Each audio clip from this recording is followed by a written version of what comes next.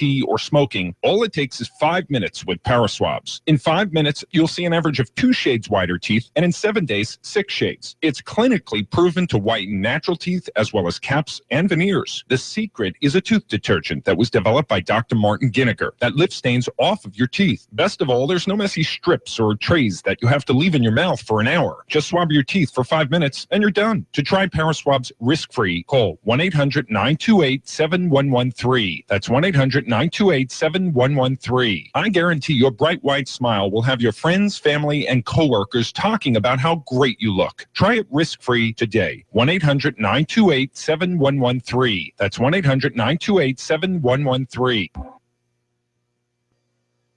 5 minutes before the hour on today's Hollywood Minute, David Daniel lets you know how to leave your driving to actor Morgan Freeman. To our friends in the West. Akawe. Number 6 on the 10 list. What do you want? Your president. That's not going to happen. London Has Fallen co-star Morgan Freeman is almost as well known for narrating movies as he is for starring in them. Now he can narrate your commute. Freeman, in character as Vice President Trumbull from the movie, is the newest voice option on the Waze navigation app, so the Oscar winner can guide you to work, home, or your local theater. Rihanna is working it. Her latest single, Work, featuring Drake, has hit the top of the Billboard Hot 100, her 14th #1 on that chart. That puts Rihanna in 3rd place all time for Hot 100 leaders, behind only the Beatles and Mariah Carey.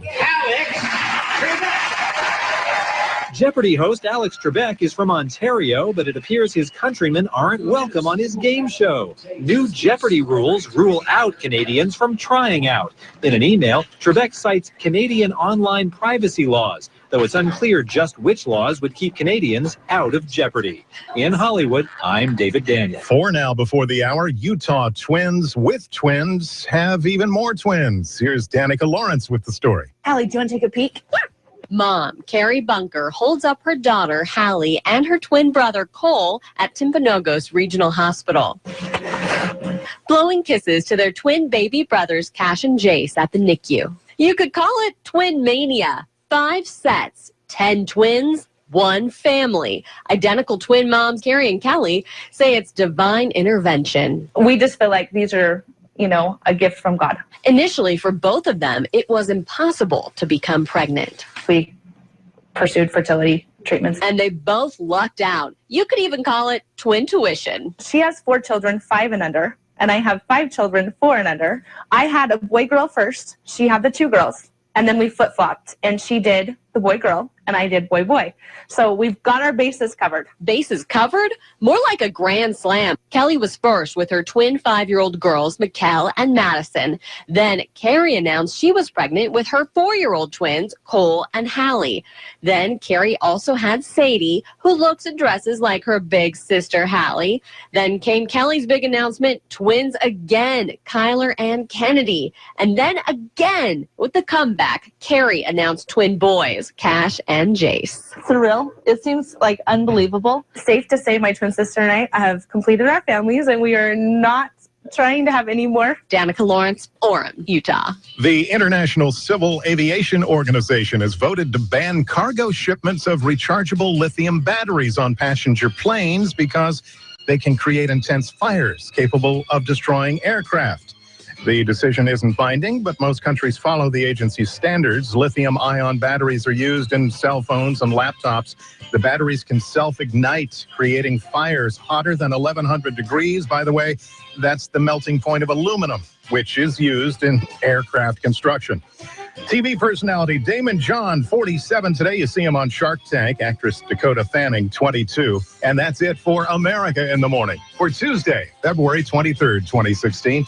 Our producers, Tom Delac, senior producer, Kevin Delaney. I'm John Trout, and this is Westwood One News.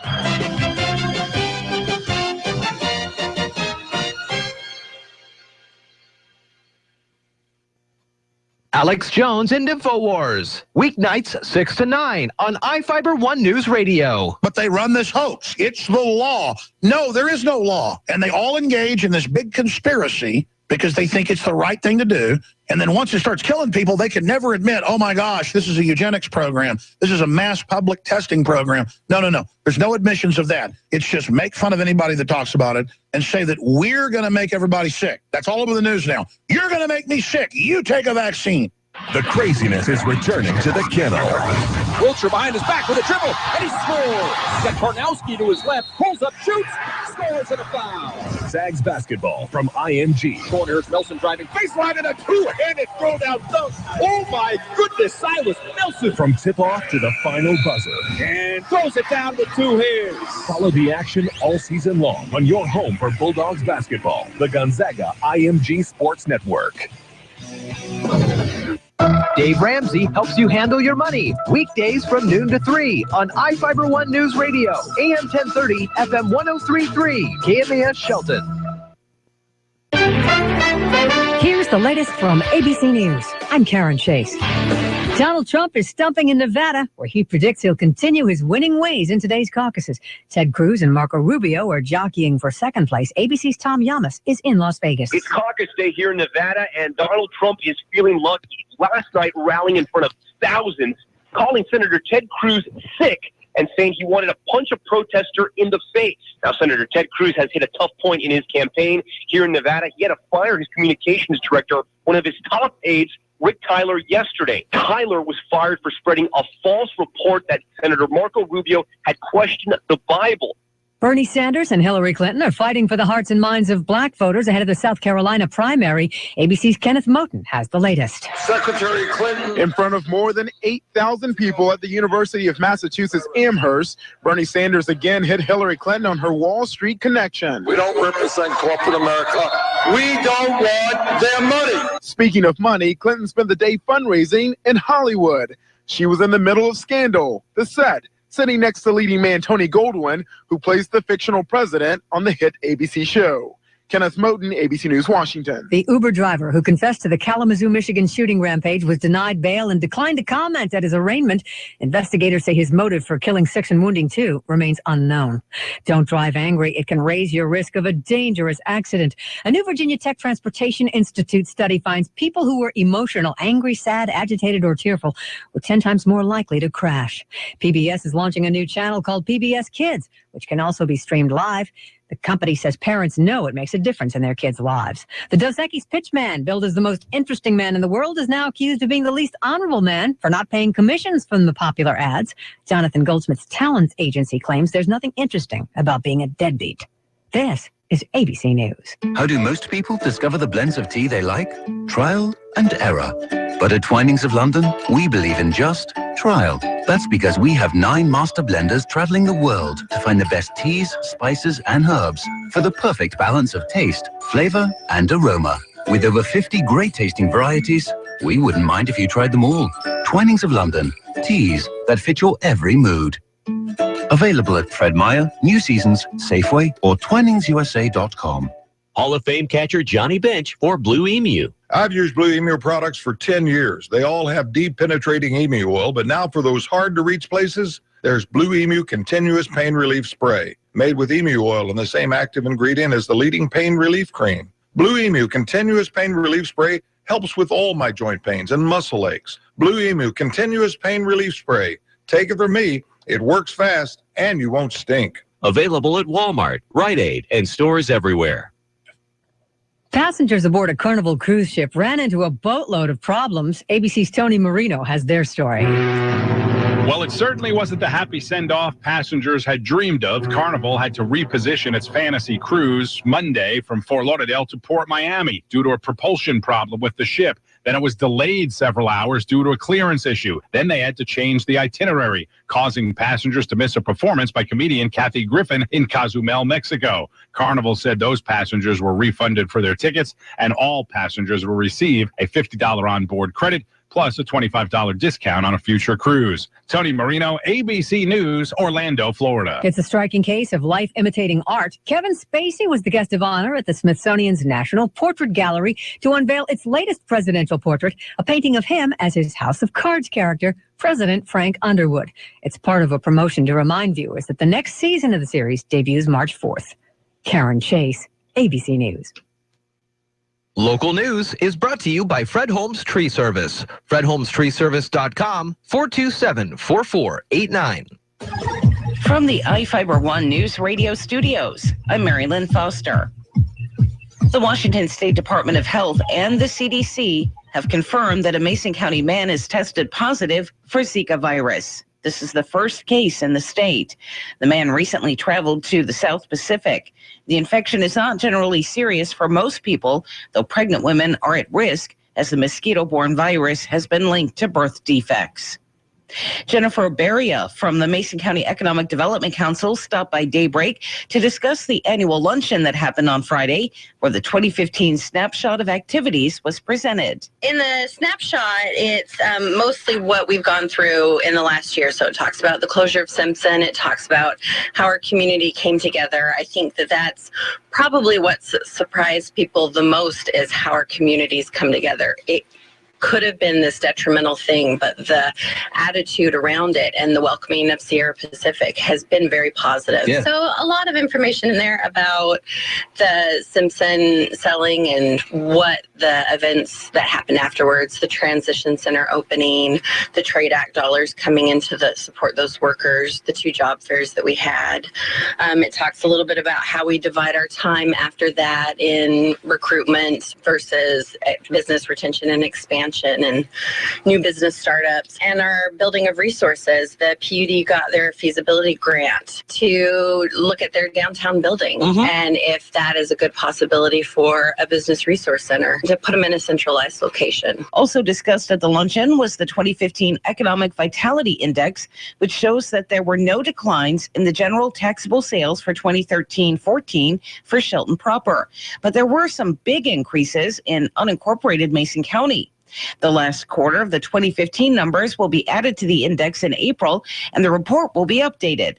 See the full report online at choosemason.com.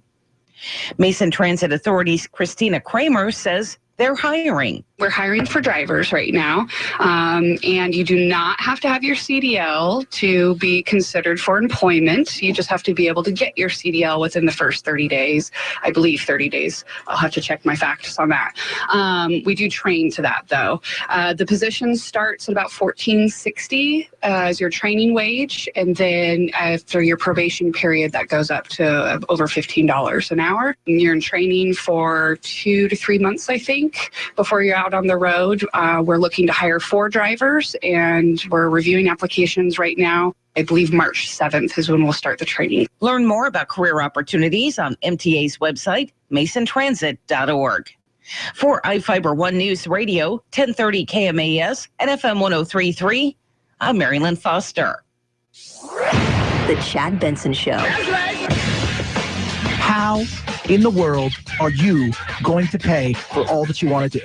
And you can only tax people to a certain point. People who are smart, guess what? They get sick and tired of it, and they find other ways to do stuff. All of a sudden, you go from having a certain percentage of something to 100% of nothing. The Chad Benson Show. The Chad Benson Show, live weekdays 3 to 6 on iFIBER ONE News Radio. Wonder what the outrageously energizing experience of Mountain Dew Kickstart is like?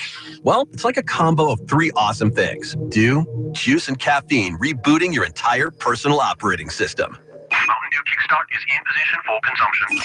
Release the Mountain Dew Kickstart. Mountain Dew Kickstart released. Experiencing a charge of Mountain Dew Kickstart now. Mountain Dew Kickstart operation successful. Roger that. Get charged up with Mountain Dew Kickstart, now in 4 energizing new flavors like Midnight Grape. It all starts with a kick.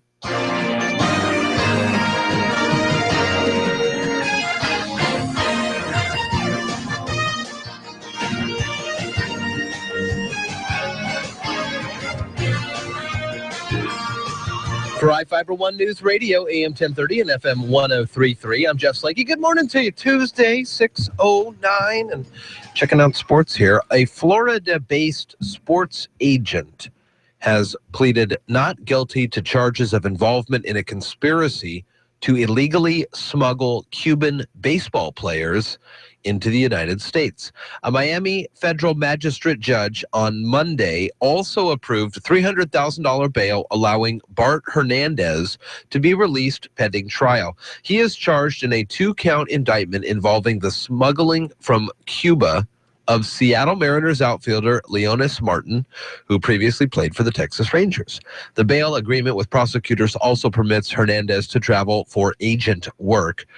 He works for Praver Shapiro Sports Management, and he was the key player in an earlier indictment charging 4 other people with conspiring to illegally smuggle ball players and hundreds of other folks from Cuba. Portland Trailblazers hosting the Brooklyn Nets tonight in the Moda Center, and the Oregon Ducks will host the Washington State Cougars tomorrow in Eugene. The final regular season game for Gonzaga is this coming Saturday. We have it for you against BYU. Pregame at 4:40, tip-off at 5, and we're getting geared up for the West Coast Conference Tournament, which Gonzaga will be a part of. And if Gonzaga is able to win out that tournament, they'll get their berth to the NCAA tournament. Talking with sports director Sean Wells yesterday, not 100% sure Gonzaga is going to make it into the NCAA tournament for like the first time in 19 years, Carol. That is sad for them. Especially with that HBO deal. I know. Is that how it Maybe always it was works? too much pressure. Could be. Celebrity goes up, IQ drops. Is that how it is? Cameras rolling. Additionally, Mariners are down in spring training, and they're kind of loosening up, getting ready to go. I'm looking at our pregame schedule, and he has got the pregame schedule set up, and we are going to have at least 10 games. We have to kind of figure out what Gonzaga is doing in the tournaments, and if they make it to NCAA. Then we'll get going for sure in April. 6:10 now at iFIBER 1, and Carol's got to look at the forecast. Good morning, Jeff. It was cold last night, Yeah, it was. and it was still only 27 degrees this morning. It's a little foggy in patches for your drive in, and then it's going to turn into sun. It's going to be a beautiful day. It's going to be 55. It's going to be a little cold overnight again, not as low. It'll be about 36. It'll be sort of cloudy tomorrow, and then we might get some sun later in the week. But right now, it's 27. Now, from the iFIBER 1 News Radio studios, it's Daybreak. Providing local news, sports, weather, and interviews to the South Sound's most important people. You. From business leaders to politicians, from activists for change to advocates for the poor, your neighbors and newsmakers are here on Daybreak. 6:12 at iFIBER 1 News Radio. Good morning to you. It is Daybreak, as we mentioned. Great show for you today. 7:15, 35th District Representative Dan Griffey today. Also, Mason County Commissioner and Washington State Senator Tim Sheldon requested some time this morning at 7:45. Our next Inquiring Minds speaker series coming up, Carol, and Sandra Herndon will be on at 8:15 to talk about that. And Seth Elson has set up an interview with some great guests, including a couple new AmeriCorps members for conversations about the Salmon Center. So we'll have that. So that's 4 big interviews today. Pretty cool stuff. I love talking with folks about all that. How you doing? I'm doing good. Saw that full moon last night. Yeah, well, actually, when I was heading to bed, it wasn't quite up Is it above still the daylight? trees. Yeah, almost. Because this moon, it's so bright. Yeah, oh, wait, that's the sun. It's so early now.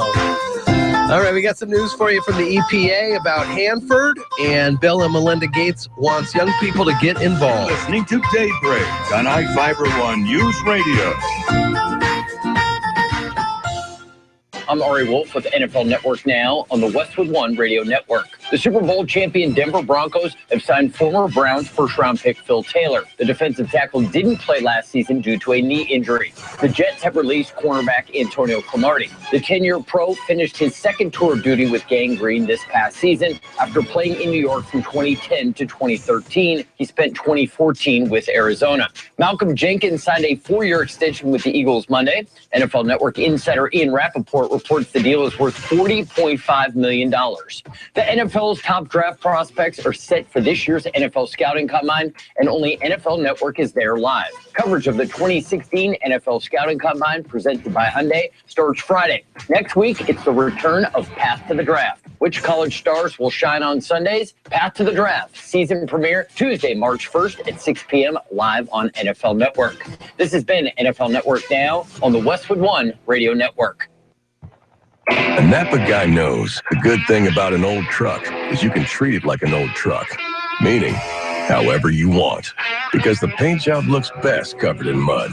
Dents build character, and unpaved roads are unscientifically proven to be 70% more fun. And with over 400,000 parts and a little Napa know-how, you can keep that thing running longer, stronger, because it's not old, it's broken in. That's Napa know-how. Last night, Cheryl Loggy made her status. Any moms out there know a good stroller for twins? Help! It got 10 likes and 8 comments. Geico also has a comment, Cheryl. While we don't know which stroller you should go with, we do know that in as little as 15 minutes, you could save hundreds of dollars on your car insurance just by switching to Geico. And with that money, you can buy the swankiest of rides for your tiny duo to cruise around in. Right on down to Potty Train in town. Hashtag twins, hashtag savings. Geico. 15 minutes could save you 15% or more on car insurance. From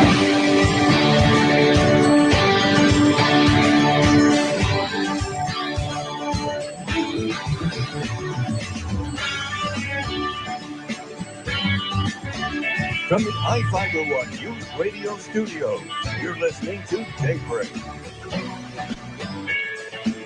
Good morning to you. It is Daybreak here at iFIBER One News Radio on our Facebook page, facebook.com/1030KMAS. We have posted the story that Marilyn Foster is reporting on, that the first case of Washington State Zika virus has been found here in Mason County. The Washington State Department of Health has received confirmation from the CDC that a Mason County man in his 20s, the first person in the state to test positive for the virus.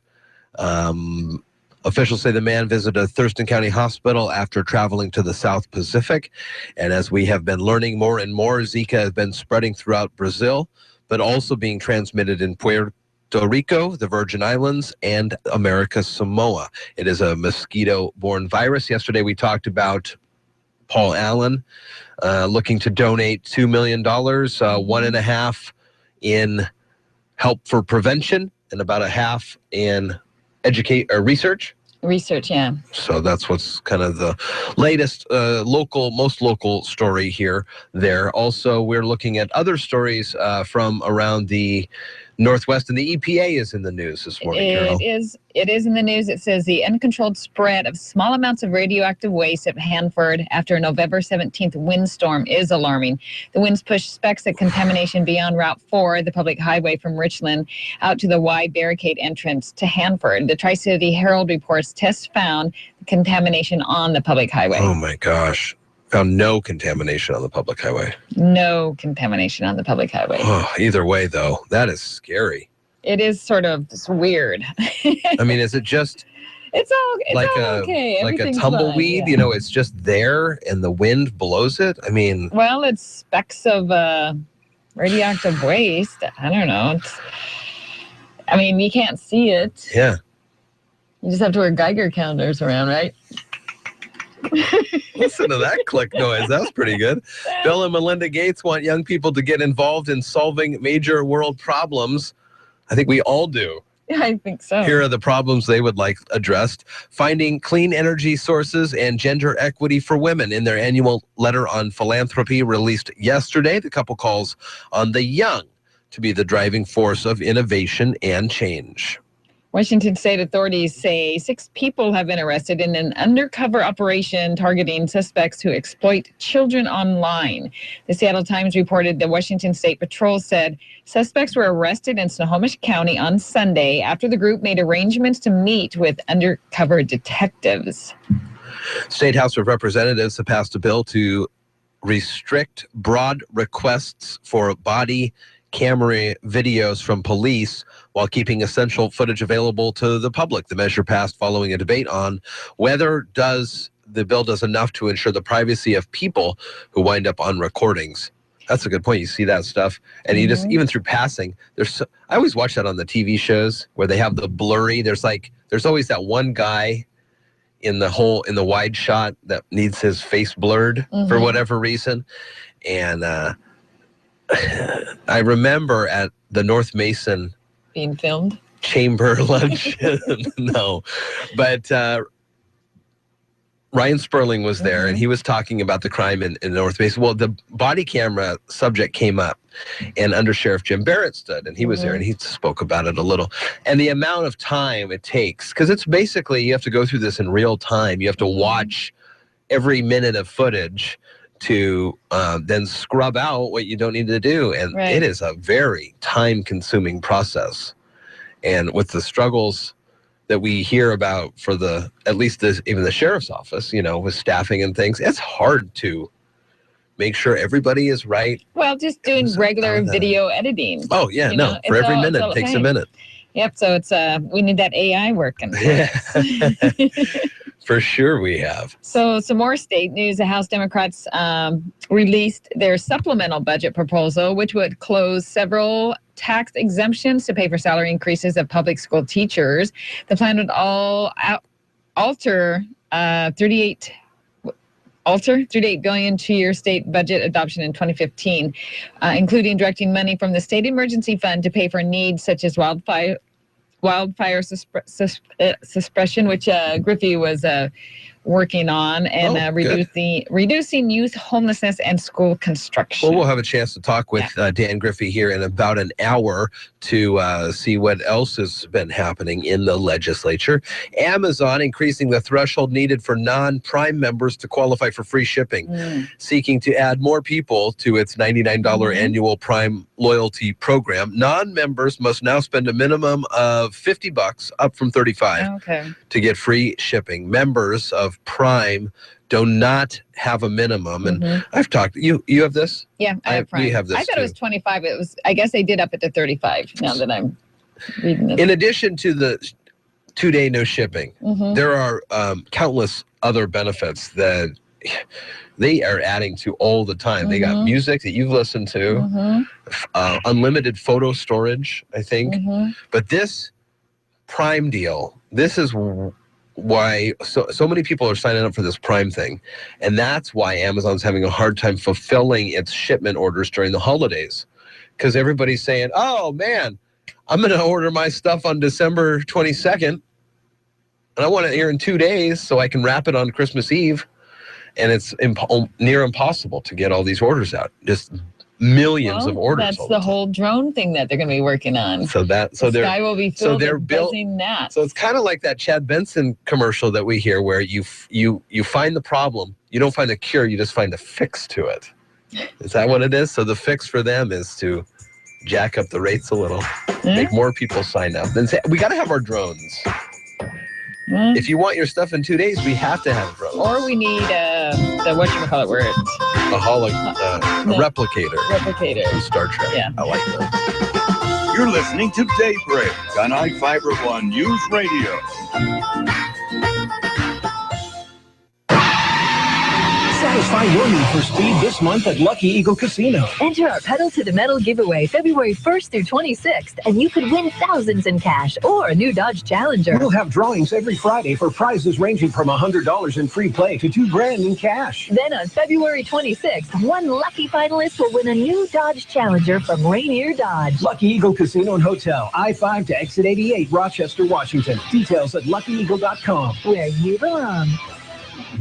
Did you ever look at the stains in your coffee cup and then realize that's exactly what happens to your teeth? Power Swabs is the 5-minute solution to get your teeth white without visiting the dentist. This is John Greenhut, the CEO of Power Swabs. And if your teeth are stained from coffee, tea, or smoking, all it takes is 5 minutes with Power Swabs. In 5 minutes, you'll see an average of 2 shades whiter teeth, and in 7 days, 6 shades. It's clinically proven to whiten natural teeth as well as caps and veneers. The secret is a tooth detergent that was developed by Dr. Martin Ginniger that lifts stains off of your teeth. Best of all, there's no messy strips or trays that you have to leave in your mouth for an hour. Just swab your teeth for 5 minutes and you're done. To try Power Swabs risk-free, call 1-800-928-7113. That's 1-800-928-7113. I guarantee your bright white smile will have your friends, family, and coworkers talking about how great you look. Try it risk-free today. 1-800-928-7113. That's 1-800-928-7113.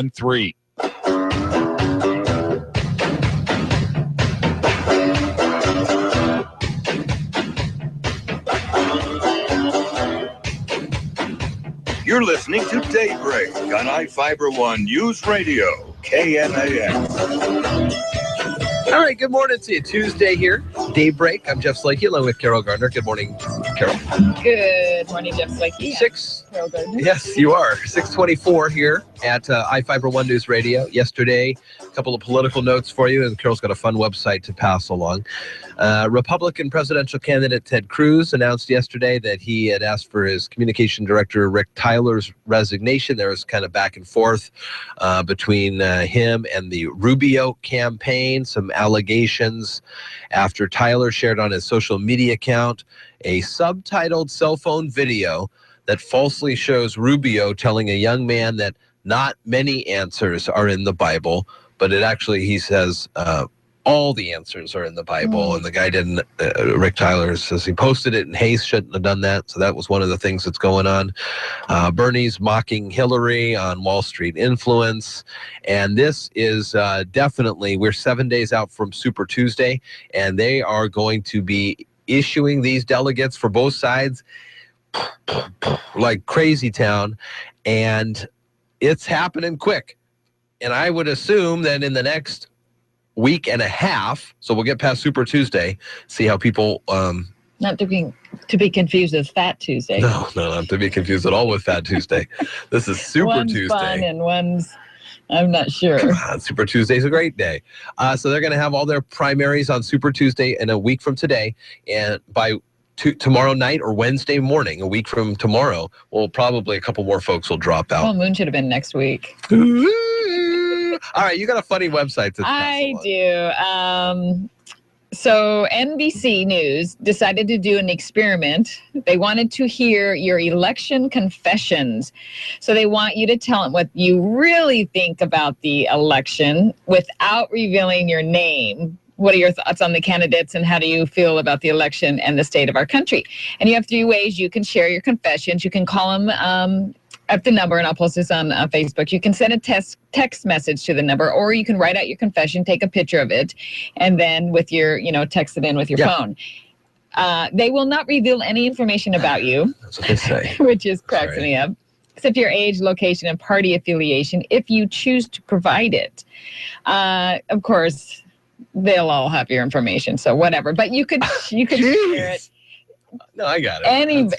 They all have your information. Yeah. Anytime you send something in, just don't send something in really personal, because everybody will read it and they have posted it all on their website. And so we have all these texts that people have either called in or sent in with the text, or they took a picture of a sticky note and wrote on it and sent it in. So we just have a couple moments here. Are there short ones that really took that were kind of funny? One says, American voters, dumb, dumb, dumb. Bernie is a socialist, Hillary is a liar, Trump is loony. We all deserve better. So this is where people can kind of get off their chest what they're really feeling. Even if you're a liberal Democrat, and you're upset with the liberal Democrat or the Democratic Party, you can post this anonymously. Yeah. We've become the laughing stock of the world. Am I the only person who is a little terrified, a little angry, touch amused, and a little disappointed? This is interesting. So you can put those on our Facebook page, facebook.com/1030KMAS. People are sharing these. So this is like, there are other websites where people do these secret confessions. Whisper is an app. Secret, I think, is another one where you can do this. And again, if you're doing this, don't post like a photo of your computer, of your note with your face on it or any sort of. Because it's going to go. That's interesting. Electionconfessions.com. 628 here at iFIBER One News Radio. We have a debate for you this upcoming Thursday, another GOP debate. Coverage starts at 3. It's our partnership with CNN and the Salem Radio Network.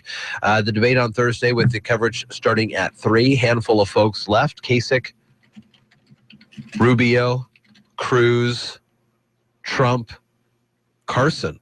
Yeah, when are the last two going to drop That's out? it. Kasich and Carson. Yeah. It has to be after Super Tuesday. Yeah. Kasich's in a little bit of trouble, saying that a lot of women left the kitchen to go vote for him.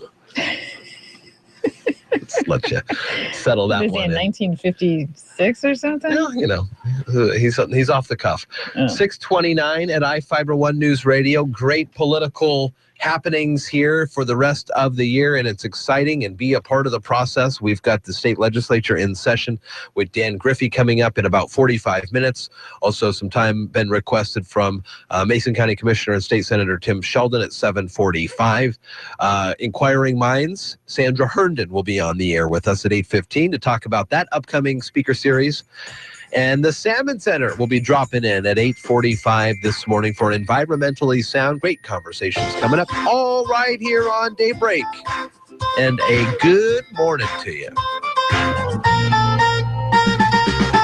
You're listening to Daybreak on iFIBER One News Radio.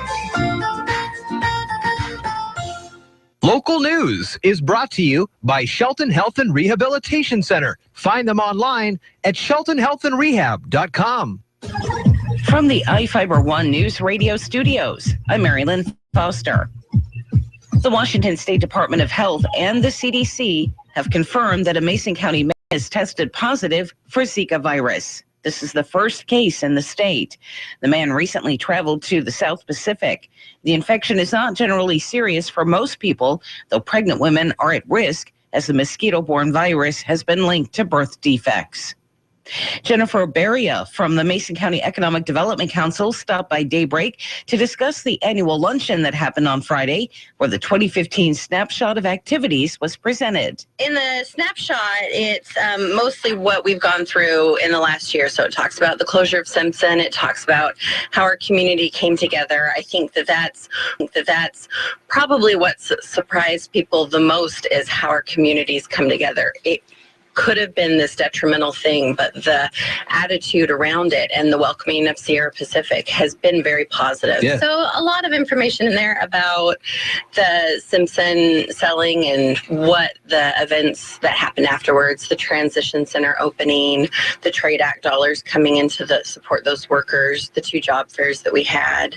It talks a little bit about how we divide our time after that in recruitment versus business retention and expansion and new business startups, and our building of resources. The PUD got their feasibility grant to look at their downtown building and if that is a good possibility for a business resource center to put them in a centralized location. Also discussed at the luncheon was the 2015 Economic Vitality Index, which shows that there were no declines in the general taxable sales for 2013-14 for Shelton proper, but there were some big increases in unincorporated Mason County.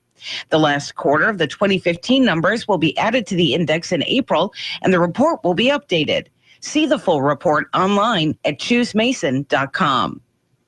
Mason Transit Authority's Christina Kramer says they're hiring. We're hiring for drivers right now, and you do not have to have your CDL to be considered for employment. You just have to be able to get your CDL within the first 30 days.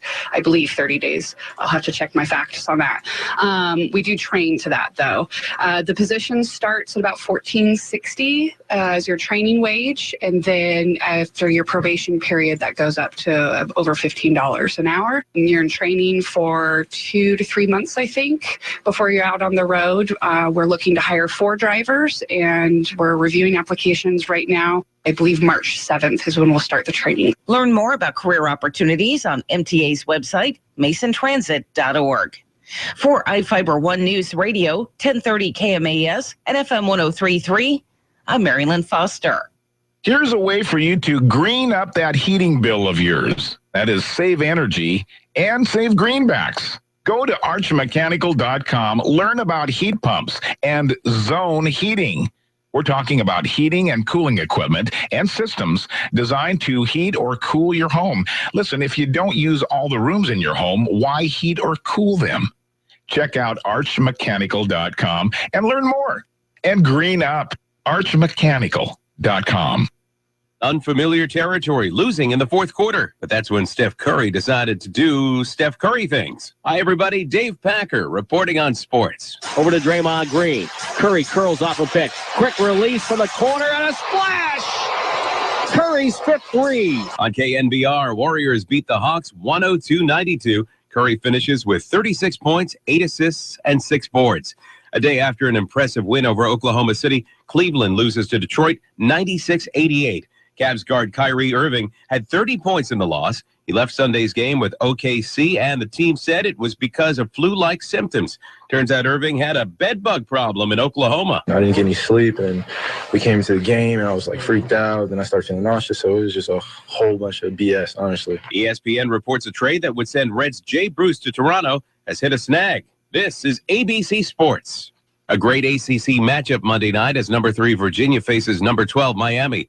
Junior Davon Reed has a career day to propel the Hurricanes. Jakiri to Reed, comes up firing, it's good! It's good! A three-pointer from the left wing for Davon Reed. There's harmony between his wrist and the ball. Reed hammers home a three-pointer. As heard on the Miami Hurricanes radio network, Reed finishes with 21 points in the win. West Virginia and Iowa State flexing the offense. The Mountaineers come away with the victory, 97-87. Texas holds on to beat Kansas State, 71-70. More NBA action. Toronto wallops New York, 124-95. Minnesota sinks Boston, 124-122. The Clippers beat Phoenix by 40, and Milwaukee wins 108-101 against the Lakers. Miami and Indiana giving the people free basketball. Dragic, layup, got it in. Dragic went to the right using his left hand. Miami by 5 in overtime. On WAXY, Dave Packer, ABC Sports. The craziness is returning to the kennel. Wiltshire behind his back with a dribble, and he scores. Got Karnowski to his left, pulls up, shoots, scores, and a foul. Zags basketball from IMG. Corner, here's Nelson driving, baseline, and a two-handed throw-down dunk. Oh, my goodness, Silas Nelson. From tip-off to the final buzzer. And throws it down with 2 hands. Follow the action all season long on your home for Bulldogs basketball, the Gonzaga IMG Sports Network.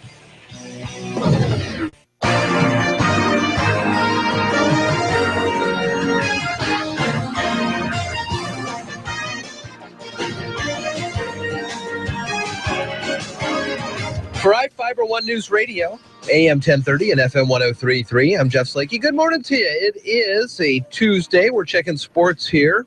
Florida-based sports agent pled not guilty to charges of involvement in a conspiracy to illegally smuggle Cuban ball players into the U.S. Bart Hernandez charged with 2 counts indictment involving smuggling from Cuba of Seattle Mariners outfielder Leonis Martin, previously played for the Rangers. Trailblazers take on the Brooklyn Nets at the Moda Center, and the Oregon Ducks will host the Washington State Cougars tomorrow night in Eugene. The Ducks defeated their in-state rivals, the Beavers, 91-81 over the weekend. Gonzaga this Saturday versus BYU, pregame at 4:40. That will be the last game of the regular season, and get ready for West Coast Conference tournament play. Follow the Zags as far as they go through there.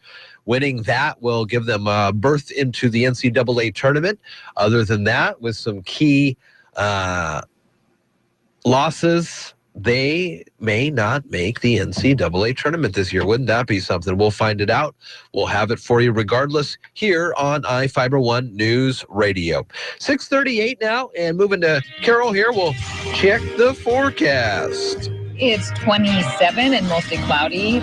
You can still, if you're driving along, you might be able to see the full moon through the clouds. I certainly did this morning, sort of piercing through the cloud cover. Yeah, I think that's It's going to clear up and be mostly sunny today, a high of 55. Tomorrow, we're going to have cloudy, pretty much cloudy all day, and it's going to be still a little warmer, though, 57. And right now, it is only 27. Now, from the iFIBER One News Radio studios, it's Daybreak. Providing local news, sports, weather, and interviews to the South Sound's most important people. You. From business leaders to politicians, from activists for change to advocates for the poor. Your neighbors and newsmakers are here on Daybreak.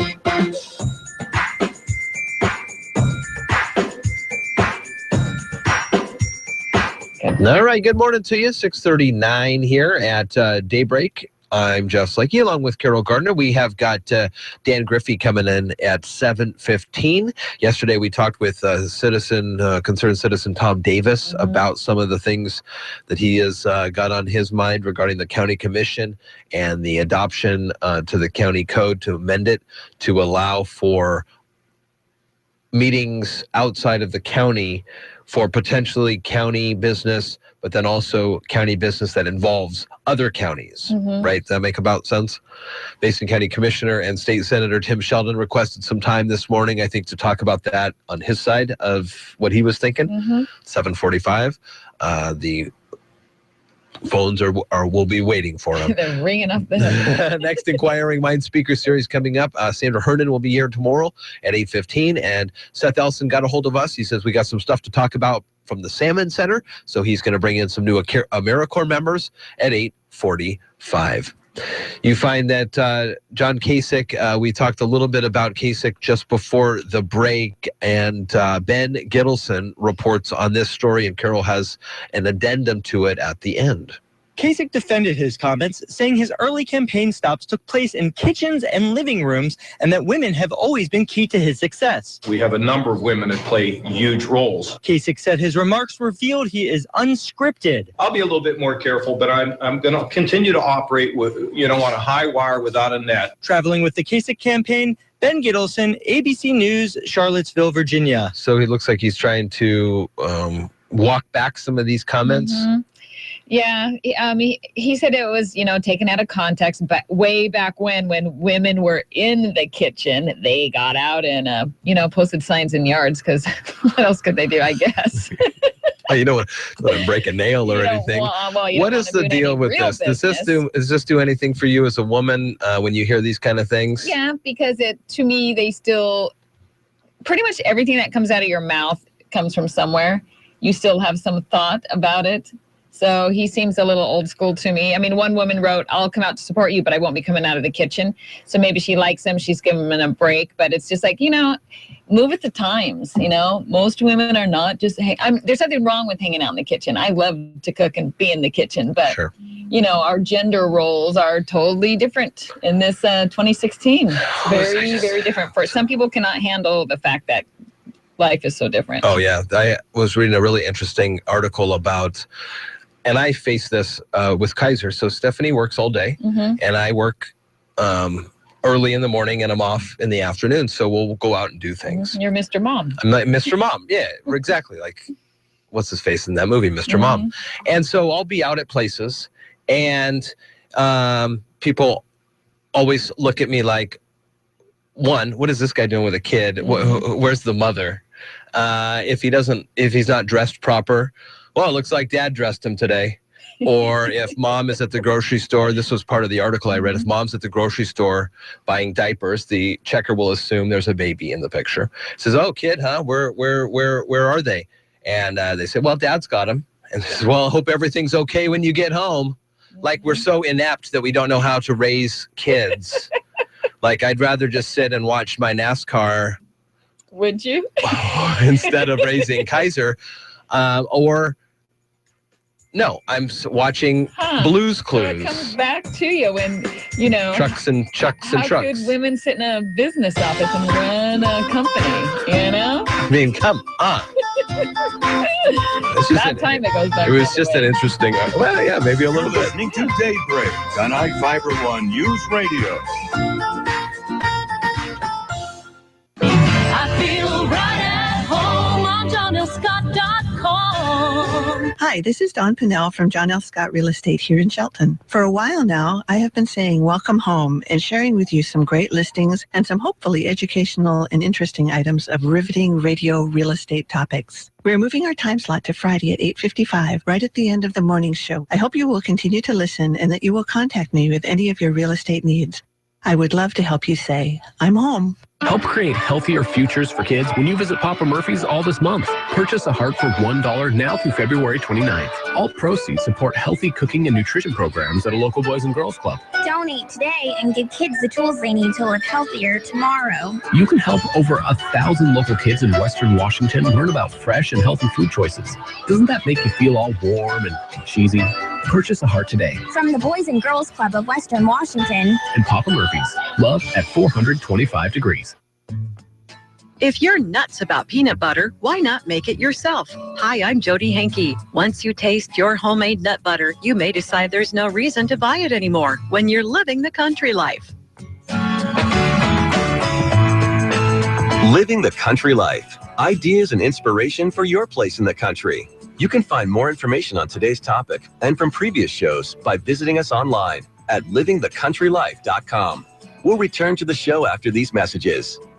He's done 3 tours and now he's saving his dad's farm. Do you know a farmer veteran like that? We're inviting you to share their story. Successful Farming Magazine and Grasshopper Mowers are teaming up to acknowledge and thank farmer veterans for their service. This new initiative is called From Fighter to Farmer. Enter any veteran farmers you know in our contest at agriculture.com/fighter to farmer. Explain the veteran's military experience and farming operation, along with the involvement they have in your community. 3 veterans will receive a combination prize package of $5,000 and a vacation to Nashville. One lucky winner will also receive a $10,000 gift certificate to spend at Grasshopper Mowers. No purchase necessary. Open to legal residents of the 40 contiguous United States and D.C. 13 years and older. Begins February 1st, 2016 and ends April 30th, 2016. Subject to official rules at agriculture.com/fighter to farmer rules. Void in Alaska, Hawaii, and where prohibited. Sponsor, Meredith Corporation. From Fighter to Farmer is brought to you by Grasshopper Mowers. Enter any veteran farmer you know in our contest at agriculture.com/fighter to farmer. Peanut butter is a staple food at my house. My kids can go through a large jar of it in a week. One of these days, I'm going to try to make my own nut butter. Lynn Blanchard is the director of the Better Homes and Gardens Test Kitchen. She says making nut butter is a simple process. Almost any nut will do, including peanuts, cashews, almonds, pistachios, and walnuts. Use raw nuts or toast them in a 350-degree oven for about 10 minutes. Then toss them into a food processor. Blanchard says 2 cups of nuts will give you about 1 cup of butter. Start with on-off pulsing, and the nuts will start to come together and they get finer. Pretty soon they'll start to form almost like a paste. And once that happens, you can stop then, because that gives you chunky nut butter, if you will. And then if you want it to come together a little more, you can add a little oil. Canola oil is a great oil to use because it doesn't add much flavor. And that just brings the nuts together a little more and makes it a little easier to spread. Nut butters are adaptable, so don't be afraid to be creative. Experiment with flavored oils, combine different nuts together, and tailor it to your taste. Well, you can actually sweeten them a little bit. Like if you wanted a honey almond butter, you could add just a touch of honey. It's even fun to play with herbs. You know, you could add rosemary or sage to an almond butter, and it makes kind of an interesting spread for breads. Don't limit your creations to just bread. Try homemade nut butters in stews and baked goods. Store your nut butter in a jar in the refrigerator. Since it doesn't have preservatives like commercial products, be sure to keep it tightly covered because it could absorb other flavors. When you want to use it, bring it to room temperature so it's easier to spread. You'll find more tips for making homemade nut butters at livingthecountrylife.com. I'll see you in the country. Living the country life. Ideas and inspiration for your place in the country. You can find more information on today's topic, share your tips, and post photos by visiting us online.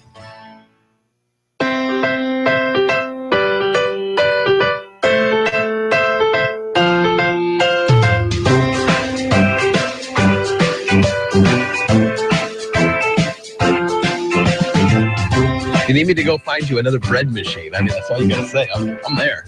I'm on it. Yeah, that's what he says. And then, he has 5 of them. And like, well, they're all rented out. They are all rented I out. don't have any more. That was a great living the country life on nut butter. Interesting.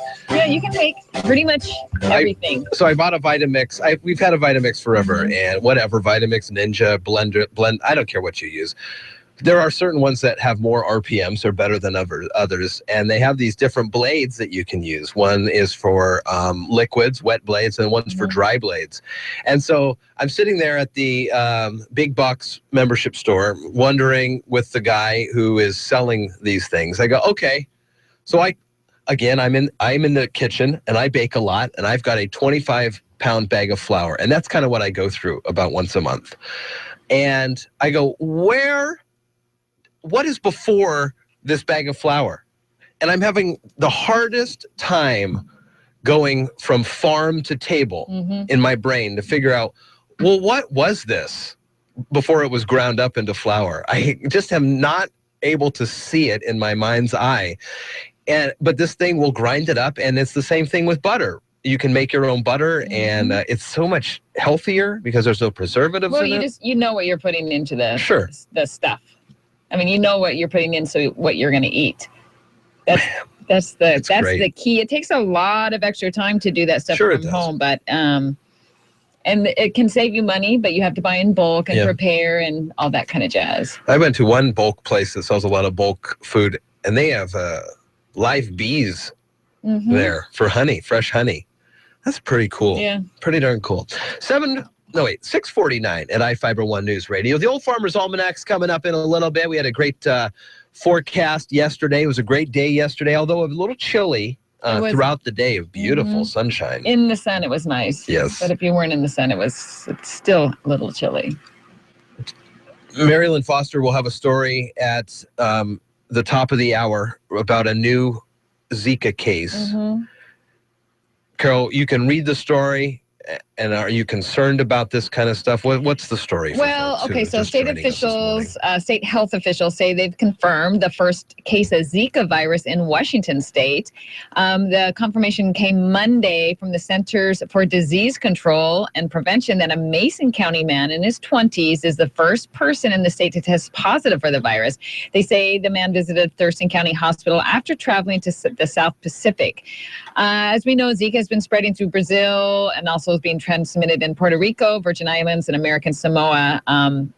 They say it's a mild illness in most people, but has been linked to severe birth defects in some people. But the interesting thing is it just came out that a nurse who had contracted Ebola, one of the first ones, she was all cleared, sent home, worked with lots of people. Then she had to go back in the hospital for meningitis contracted from the Ebola virus. Then she was all cleared, sent home, and now she's back in the hospital. So to me, I don't think we know enough about what these things do. Well, what do we do? I'm not saying you should go whole panic, but I don't know. I just think when they say, oh, it's okay, that... Do you remember the anthrax scare right after 9/11? Yeah. Everybody was sending out those envelopes, and they went to different people. One of the questions, if there was ever either an anthrax thing or some sort of biological thing, that they were peddling plastic wrap and duct tape. Do you remember that? To plastic wrap your windows and duct tape them shut? I mean, we're not at that point yet, but I mean, once the summer comes... Yeah, I mean, I don't know. I mean, I feel like I'm relatively healthy, and if I get bit, hopefully I'm just going to have a mild case of the Zika, but you have a whole different situation. Right, I'm a kid. Yeah, and if you want to if your family wants to have more children or, people in that similar position, I mean... The same with Hope Solo, who is in the news. And then another rock star touring the country is not going to Brazil. Yeah, the Rolling Stones, one of the guys' wives is pregnant or is Yeah. looking to get pregnant, and they're skipping that. Yeah. I heard a really interesting comment the other day that if this becomes a big pandemic, which probably people should start making these assumptions now, that there are no fewer than 4 locations on planet Earth to hold the Olympics. LA has got a lot of facilities ready to go. London, it was just in London. I mean, if they're worried about this thing, move it. Move it to one of these locations where already we're a little not safer, obviously, because we don't know, but you know what I'm talking about? Yeah, I mean... And maybe give it to Brazil in 4 years down the road. Say, we're just going to swap it. Yeah, it would be easy except for it's almost here. I don't know. Well, listen, it's almost here. Great. I'd rather that we stop it now than have millions of people fly into the heart of this. Right. All get bit because it's summer in Brazil. What else is going to happen? Have you called the officials at a... You're listening to Daybreak on iFIBER One News Radio. They don't listen to me anymore. They go, oh, there's that Jeff. Well, I wonder if there are talks about it, though. I bet there have been talks. I'm just saying. I bet there have been talks places about that. on the earth that they could have a safer Olympiad than in Rio. Give it, and in 4 years, maybe it's all fixed. Maybe none of us will be, I don't know. But I'm just saying, give it. You're listening to Daybreak on iFIBER One News Radio. Finding alternate uses for everyday household products is one of our favorite topics. A look at all the clever things you can do with dental floss today from the Old Farmer's Almanac. With more practical tips and useful advice, this is the Old Farmer's Almanac Radio Report for Tuesday, February 23rd, the 54th day of the year. Actor Peter Fonda has a birthday, and the siege of the Alamo began on this day 180 years ago. When it comes to clever uses for household items, few products are more versatile than everyday dental floss. Try these ideas.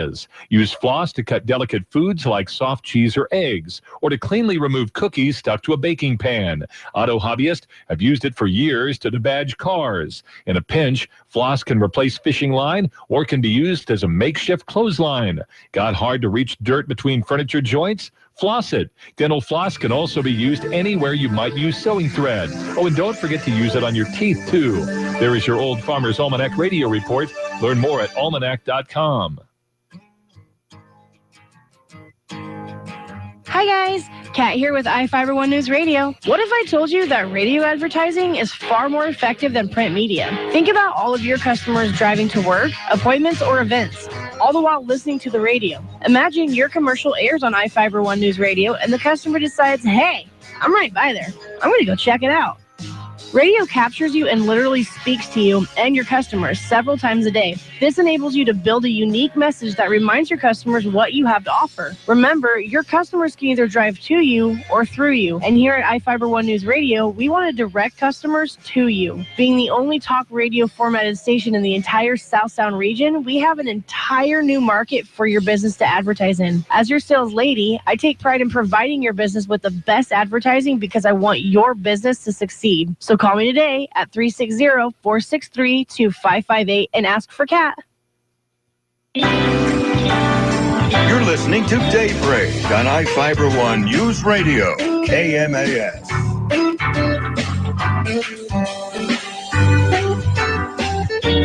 Good morning to you. It is Daybreak here at iFIBER One News Radio. I'm Jeff Slanky, encouraging you to head to our Twitter pages at iFIBER One Radio.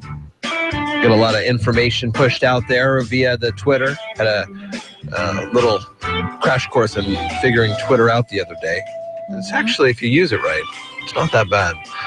Facebook.com/1030KMAS. KMAS are FCC call letters. That's where we have got a lot of information for you on our Facebook page. And we encourage you to like us on there, where you can then see the news in your news feed. It works out just great. We post the Daybreak interviews throughout the day for folks to listen to, and you can join a big group of almost 4,100 folks now who like iFIBER One News Radio. 6:57, and CNBC has a business radio report coming up in a few minutes. In addition to that, we will be checking the latest in ABC News and local news from the Associated Press. Marilyn Foster's news today has got some information about the latest Zika virus, which we were just talking about, has been found now in Mason County. There's some other news that's happening right now. Is this a breaking news story? Yeah, it looks like it. A powerful blast levels homes in South Kitsap. It's happened this morning. 2 people are missing in the aftermath of the blast. Wow. Yeah, somewhere up in South Kitsap County. Loud explosion. We'll have more information on that.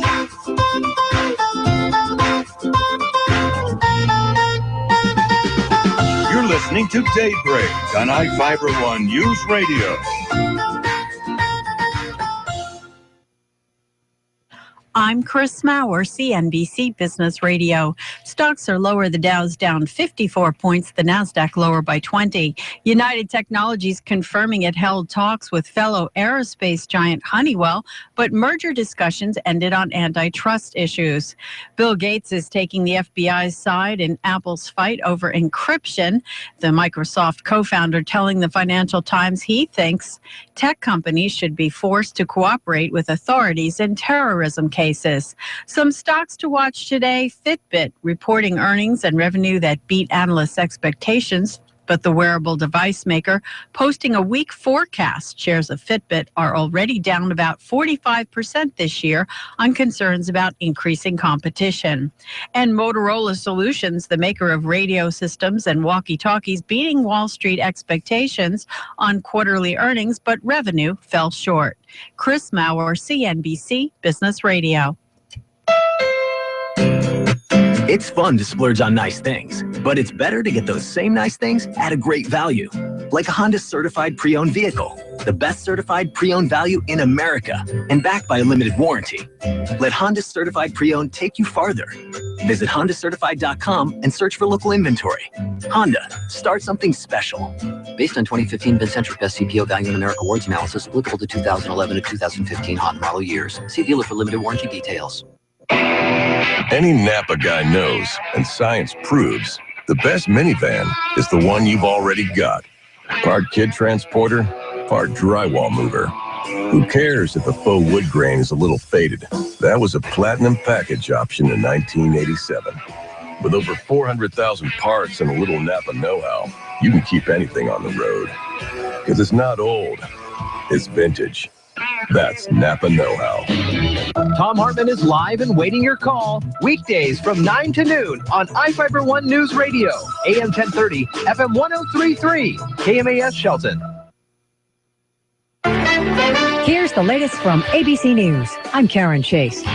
Republican candidates are crisscrossing Nevada one more time to drum up last-minute support for today's Nevada caucuses.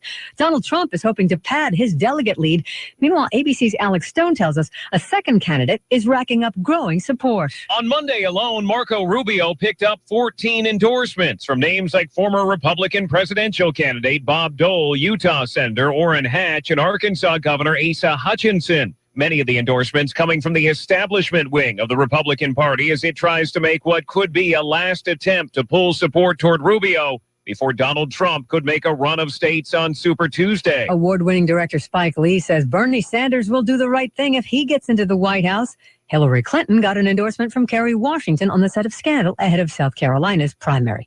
Pro-Apple rallies are planned outside stores in dozens of cities to support the company's decision not to unlock the phone of one of the San Bernardino shooters. Evan Greer of a group called Fight for the Future says Apple is right. This goes far beyond this single case or this single phone. And in fact, they're actually asking Apple to do something that would put millions of people's safety and security at risk. A new poll suggests only 38% of Americans support Apple's refusal. 51% agree with the FBI.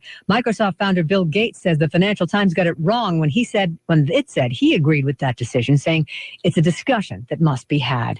A Japan Airlines plane hit the brakes to abort takeoff from Tokyo at the last minute as smoke from an engine fire filled the cabin. All 159 aboard piled out of the plane on emergency chutes safely onto the snowy tarmac. The fire may have been started by snow getting sucked into the engine. Burger King is going to great lengths to tell you about its new grilled hot dogs. The company is taking out full-page cover ads in major newspapers. The headline, "The King Got a Whopper." The campaign also includes comical training videos. This is ABC News. How do most people discover the blends of tea they like? Trial and error. But at Twinings of London, we believe in just trial. That's because we have 9 master blenders traveling the world to find the best teas, spices, and herbs for the perfect balance of taste, flavor, and aroma. With over 50 great tasting varieties, we wouldn't mind if you tried them all. Twinings of London. Teas that fit your every mood. Available at Amazon or Bed Bath & Beyond. 4, 3, 2, 1. Friday's first Endless Apps of 2016 begins now. We are a go. That's right. America's favorite guilty pleasure is back. And $10 still gets you endless rounds of your favorite app. Like mozzarella sticks, loaded potato skins, or 8 styles of wings. We're talking endless rounds of the best appetizers on Earth. More endless apps for mankind. Endless Apps are back at Fridays. Suck at that. How much are you paying to heat your home? And did you realize you might be able to lower your costs? ABC's Daria Albinger asked the experts how. Oil prices are nearing 10-year lows, so it should be pretty cheap to heat your home if that's how you do it. But if you're locked into a multi-year deal with a company, you may be paying more than you should. And there's something that you can do about it. Eddie Plitnick with Plitnick Home Fuel and Service Company says, ask. I think the consumer should know what's really out there with full service companies and be able to really feel it out. Some places like Westchester County, New York, post current prices on their website. Daria Albinger, ABC News. Some Starbucks customers are furious that the company is raising the bar on how many drinks you have to buy to earn gold status and get freebies. Starbucks says only a small minority of customers who just buy coffee will be negatively impacted. A thoughtful barista in Virginia took the trouble to learn American Sign Language just so a deaf customer could have the same experience as others. It was all captured in a viral video. Karen Chase, ABC News. Local news is brought to you by Fred Holmes Tree Service. FredHolmesTreeService.com 427-4489. From the iFIBER ONE Newsradio studios, I'm Mary Lynn Foster. The Washington State Department of Health and the CDC have confirmed that a Mason County man is tested positive for Zika virus. This is the first case in the state.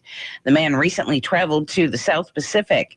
The infection is not generally serious for most people, though pregnant women are at risk as the mosquito-borne virus has been linked to birth defects. Jennifer Beria from the Mason County Economic Development Council stopped by Daybreak to discuss the annual luncheon that happened on Friday, where the 2015 snapshot of activities was presented. In the snapshot, it's mostly what we've gone through in the last year. So it talks about the closure of Simpson. It talks about how our community came together. I think that that's probably what's surprised people the most is how our communities come together. It could have been this detrimental thing, but the attitude around it and the welcoming of Sierra Pacific has been very positive. Yeah. So a lot of information in there about the Simpson selling and what the events that happened afterwards, the transition center opening, the Trade Act dollars coming in to support those workers, the 2 job fairs that we had. It talks a little bit about how we divide our time after that in recruitment versus business retention and expansion and new business startups, and our building of resources. The PUD got their feasibility grant to look at their downtown building and if that is a good possibility for a business resource center to put them in a centralized location. Also discussed at the luncheon was the 2015 Economic Vitality Index, which shows that there were no declines in the general taxable sales for 2013-14 for Shelton proper, but there were some big increases in unincorporated Mason County. The last quarter of the 2015 numbers will be added to the index in April, and the report will be updated. See the full report online at choosemason.com. Mason Transit Authority's Christina Kramer says they're hiring. We're hiring for drivers right now, and you do not have to have your CDL to be considered for employment. You just have to be able to get your CDL within the first 30 days.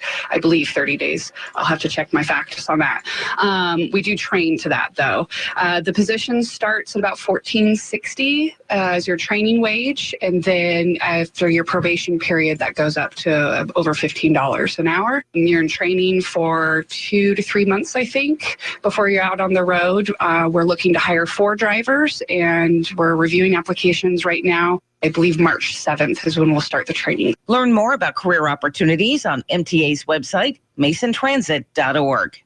For iFiber One News Radio, 1030 KMAS and FM 103.3, I'm Marilyn Foster. The Tom Hartman Show, live 9 to noon, weekdays on iFiber One News Radio. If you're afraid of school shootings, fine. Put him near the outer perimeter of the school. Put him in front of the school. Build a little guardhouse or something, stick him in it. But a cop to deal with discipline problems? It's turning a school into a prison. It's teaching kids how to be afraid of authority figures. It's teaching them, oh, yes, officer, no, officer. Oh, please don't beat the crap out of her. Oh, wow, look at him beat the crap out of her. This is so wrong. Ascend Roofing Company in Shelton's on top of it. 868-2730. Roofing work that speaks for itself. Hey, just a little note to say thank you for the outstanding work that you, Dennis, and especially Jorge and the crew performed for us on our roofing project. On a scale of 1 to 10, we rate it at 10.5. It was a fantastic feeling from start to finish. Your company is a first-class operation and will definitely give your name to all of our friends and family if they're in need of your services. You could be the next happy customer by calling Ascend Roofing. 868-2730.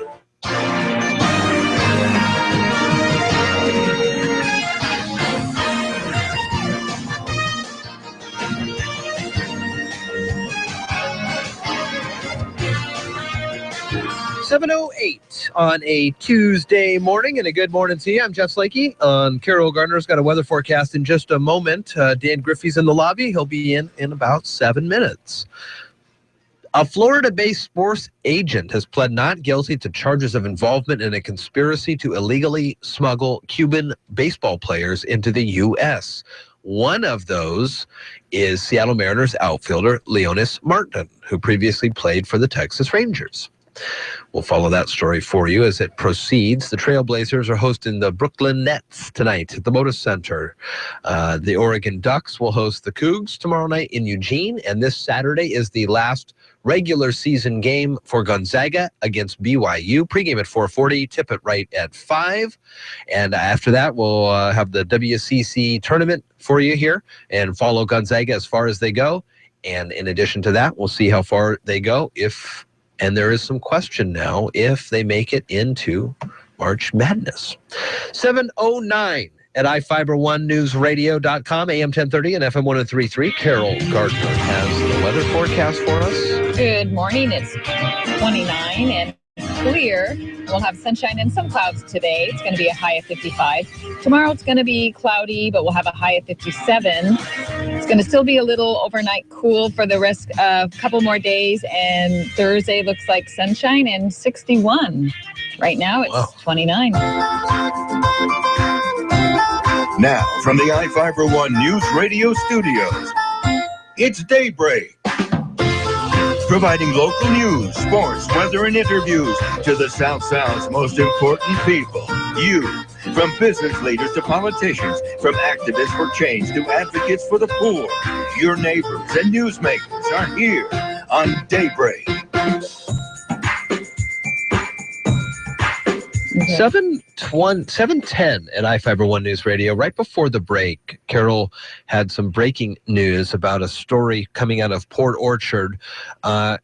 Tell folks what we're hearing and what you're seeing on Twitter. Well, there was a powerful explosion. It destroyed a home south of Port Orchard this morning, and 2 people are still missing in the aftermath of the blast. That was about 20 minutes ago. The updated news I haven't quite got yet, but emergency crews responded to this scene. The blast was so powerful it completely leveled the home and blew out windows at Mullinex Ridge Elementary School, which I believe is out for the day. I think I saw that as a tweet, and that was 1,000 feet away. Wow. Intense flames broke out in the home immediately after the explosion. I don't know, people have been calling from miles away saying that they heard and felt it. And the U.S. Geological Survey recorded a 2.8 magnitude earthquake at 4:40 a.m. shortly before reports of the explosion, but we don't know right now if that's connected or not. But on our Twitter feed, we've been getting some information. It's just sort of a crazy, the destruction, the pictures show. So some high scenes from a Como choppers or whatever like that. I'm looking here, Carol. It does look like that school was supposed to be in session today. Mullinex, we'll see what happens if they make a decision now. I mean, if windows are being blown out, we don't know what's going on. We'll keep that eye on that story for sure. Wow, my goodness. In addition to that, we have some other news from the Associated Press this morning. A nursing home in Marysville has again been accused of giving a patient inadequate care, resulting in the death there. Daily Herald reports that an Edmonds lawyer has filed a wrongful death lawsuit against the Marysville Care Center in the February 2013 death of 85-year-old Norman Malling. The center's executive director declined to comment there. And at 7:12, Starbucks is changing the terms of its rewards program, so people spend around $5 or less per visit won't get as many freebies. Customers now have to earn 125 stars for a free item, with each dollar spent worth 2 stars, meaning now the free item will come after $62.50 in coffee purchases or food. I got to get to my Starbucks. I got to do my math. Dan Griffey coming up next. You're listening to Daybreak on iFIBER ONE Newsradio. Tax deductions you may not know about. I'm ABC's Richard Davies with today's tax tip. One of the most frequently overlooked tax deductions. People forgetting to report state taxes that they've paid. Those are deductible on your federal return, says tax accountant Janice Heyman. And also we have different property taxes. They may not think of tax paid on land outside of their main home. Most people know that donations to a registered charity can be claimed as tax write-offs, but make sure you document what's been spent. You really do want to go through your receipts, add up all your actual charitable donations. I think people are really missing out on a full deduction here because they're just guesstimating. Long-term health insurance is also deductible. It would be considered a deduction for medical expense, but also if you're self-employed, it would be considered a self-employed health deduction. Some states offer tax credits too for long-term health insurance payments. With today's tax tip, Richard Davies, ABC News. If your saving for a retirement strategy involves the phrase, "I'll get around to it someday," we need to talk. Hi, I'm Edward Jones financial advisor, Karen Shade. When it comes to meeting your goals, time can be on your side. And there's no better time than now to get started toward your retirement goals. Stop by my office at 1051 Southeast State Route 3, Shelton. Edward Jones, making sense of investing. Member SIPC.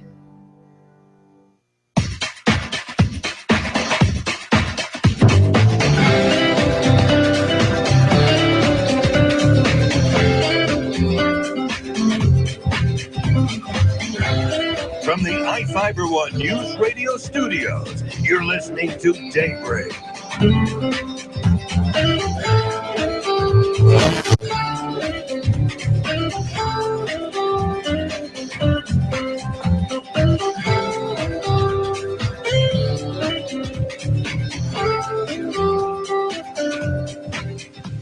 7:16 at iFIBER ONE News Radio, and a good morning to you. Happy to have in studio this week during the session is Dan Griffey. Good morning, Dan. Good morning. How are you guys? Doing well. Excited. Over halfway done. The bills in the chambers should now be swapped. Yes, with the exception of our spending budget stuff. Yeah, our budget stuff. So we'll have a potential capital budget and a supplemental budget, and then we'll have a supplemental transportation budget as well. One of the things that it looks like the House of Representatives, the Democrats yesterday released their supplemental budget, altering the $38 billion two-year state budget adopted last year. One of the things that was in there was wildfire suppression, and that's something that you were looking at too as well. Yeah, so some of what we in the Wildfire Caucus have identified as needs for DNR made it in there, and some of the permanent employees that I was talking about last week made it in. I don't know that all of it made it in, so this is where we can, I'm kind of working with the Senate to say, this is where I think we should go, or we as the Wild Caucus think we should go. We're getting a presentation from DNR today. That's where they're going to weigh into the Wildfire Caucus, and we plan on running an omnibus bill. That's a bill that kind of takes a lot of things and stuffs it into one fix, and we're going to see if the House version of the supplemental budget does what we want it to do, and with DNR's input, and we'll see. I'm encouraged that we're going to get some of the folks that I think DNR needs. What were some of the wildfire prevention methods that could be looked at further with some extra money? Well, the bill that I ran, which I'm trying to put into this omnibus bill, would have established a grant program, and the grant program would have been funded by everyone's fire insurance that they pay. There's a tax on fire insurance. We were going to take in some of the unallocated money that's kind of in an account, put in a dedicated account, and have the state fire marshal set up a grant program to let local communities establish what's called the Firewise community. It talks about defensible spaces. It helps the community be community aware of those things they can do to mitigate the wildland-urban interface problems that they have. Cutting your brush back. Maybe some of them, like I said before, they could buy a chipper shredder. They can clean up all of those things that we call ladder fuels to help your house. Talk about construction materials. If you're really concerned, we can identify some houses that are real target hazards. So we're going to see if we can put that into to the omnibus bill that's coming out of the Senate, since my bill died. If it doesn't make it out this year, I think it's still a really good idea. We'll work on it, and we'll try to perfect it for next year. I did bring some information about another topic from yesterday morning. Tom Davis came in, and I think he had some legitimate concerns. The legislature was asked to consider the ability to meet the county commissioner could meet in off-site locations for very narrow reasons, and the reason was really specifically is if they were going to interview legislative appointees. So if they have a vacancy in the legislature, and this so the 35th district covers 3 counties. Those 3 county commissioners could get together, do an interview of all the candidates all at one time. They could then make an appointment. And that's happened a couple times in the last couple of years, and they've had to do separate interviews and then send their nominee into a pool, and then it got really cumbersome, and it took a lot of time, and this was an emergency reason, but I do understand his concerns, and I think we have to monitor the situation, and we might have to put some sideboards on the topics that can be discussed in that 24-hour window. So I think he did bring up some legitimate concerns, but I do believe that the counties in an emergency situation like these appointments to do these interviews, they might need that flexibility. So I brought the bills here. I'll leave them with you guys so you can have what the RCW reads now, how we got where we were at, and the testimony that the counties were given to get you there. So I hope that helps. It actually makes a lot more sense than that part does. That was not brought up on both sides, any of the issues. Well, there is a lot of mistrust in government, and what I want to try to do, always want to be as open and honest about it. And I think maybe we need to put what we call in legislature some sideboards on this thing, but we have to monitor it right now. There's no time to change this piece of legislation right now. We can't do it. We can't introduce any more. So I don't think you're going to see. I don't think you're going to see the misuse of it. But if you do, we need to hear about it. And if that happens, then we'll put some sideboards on it, and we'll make sure we try to bring back some more trust in government. Great.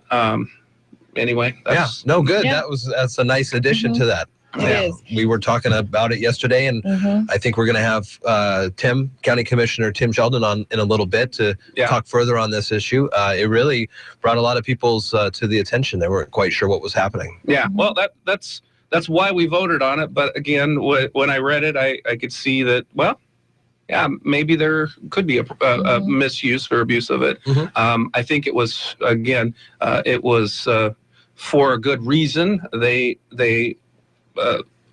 stated a problem that I think legislature should have fixed, but we should maybe have defined in a very limited manner or method when these could be used with the 24-hour notice. Oh, great. Well, thank you for that. Absolutely. Additionally, what are we working on in the legislature? You're hearing the Senate sides of some of these bills that have made it from them to you guys in the House. How are we looking with kind of that cross collaboration? I guess there's no collaboration, but there is a lot of times we'll pass a bill, even with all the work we did on it. We admit we have to move the bill because it's a good idea, but there might be some holes and gaps still. So we now work with the Senate to say, hey, we gave you this bill.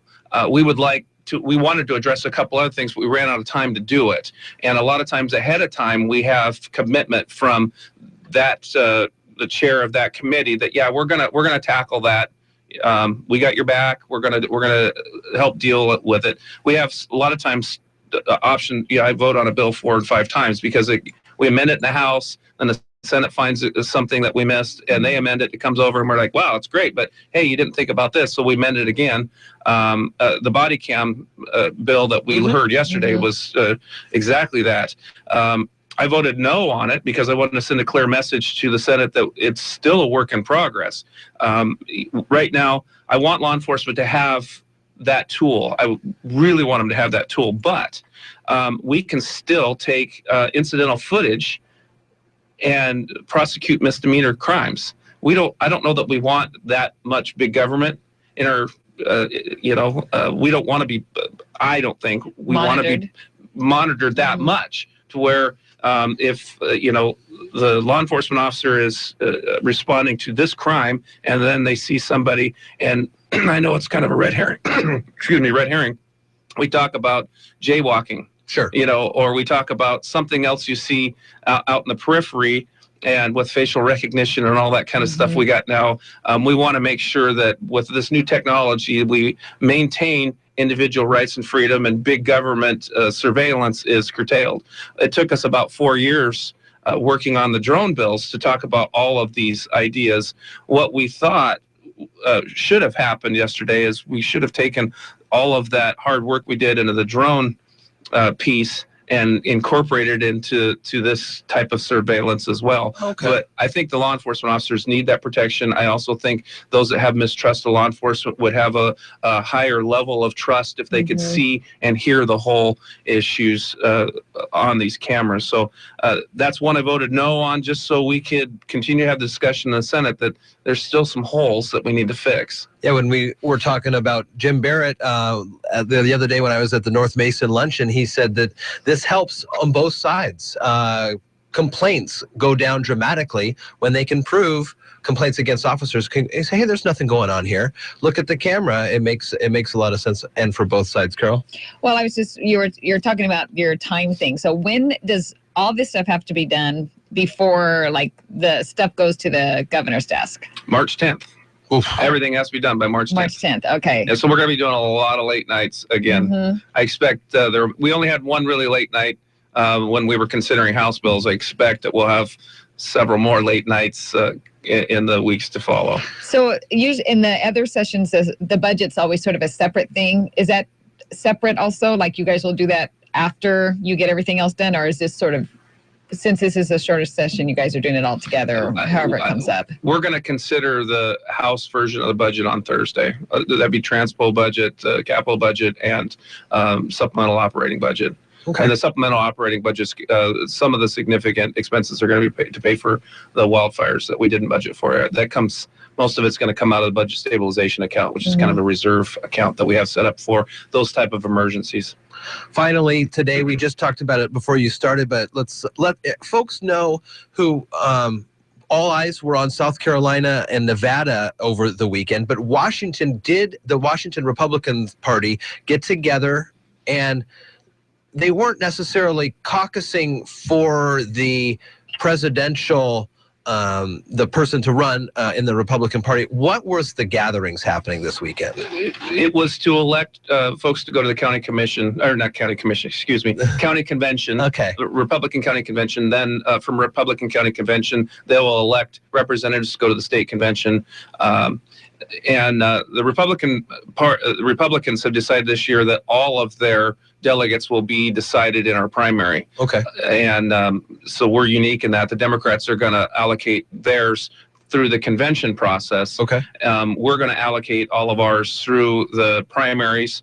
And I really think that gives the voters that didn't have a chance to, go to caucus, to go to convention, to have their say. Okay. And this very important election.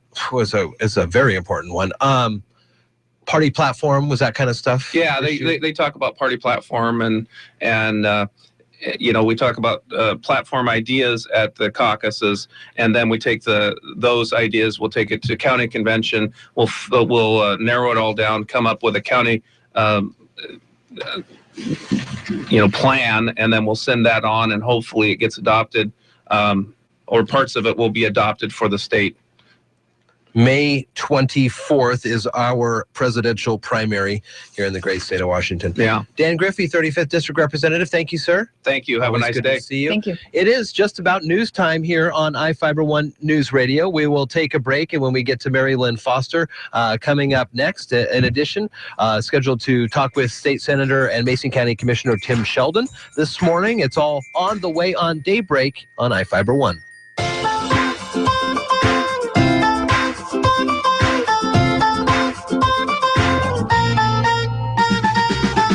Listening to Daybreak on iFIBER ONE News Radio. iFIBER Communications, the fastest internet provider in Washington State, has just opened their doors here in Mason County and got their first local customers signed up. James, tell me about your experience. From the first time I learned of iFIBER to the day I got hooked up, even now, I felt that my fiber connection and the service given to me have been the #1 most important job to every member of the iFIBER team. And not just because I was first in line with my nose pressed up to the glass waiting for a company to take my money. What differences have you noticed? I get what I pay for. With non-fiber solutions, you're paying up to the top and never get a constant number anywhere near that top. With fiber, you certainly do. With iFIBER, you get it at a competitive and affordable price. Why should others sign up for iFIBER Internet? Well, iFIBER has made a commitment to Mason County. They're working hard to bring fast speeds to everyone at an affordable price. And now with phones and television, your bill will be all in one place with no hidden fees or sudden price changes to surprise you month to month like other all-in-one service providers. Get signed up for iFIBER Communications today by calling 360-427-4000 or visit iFIBER.tv for more information.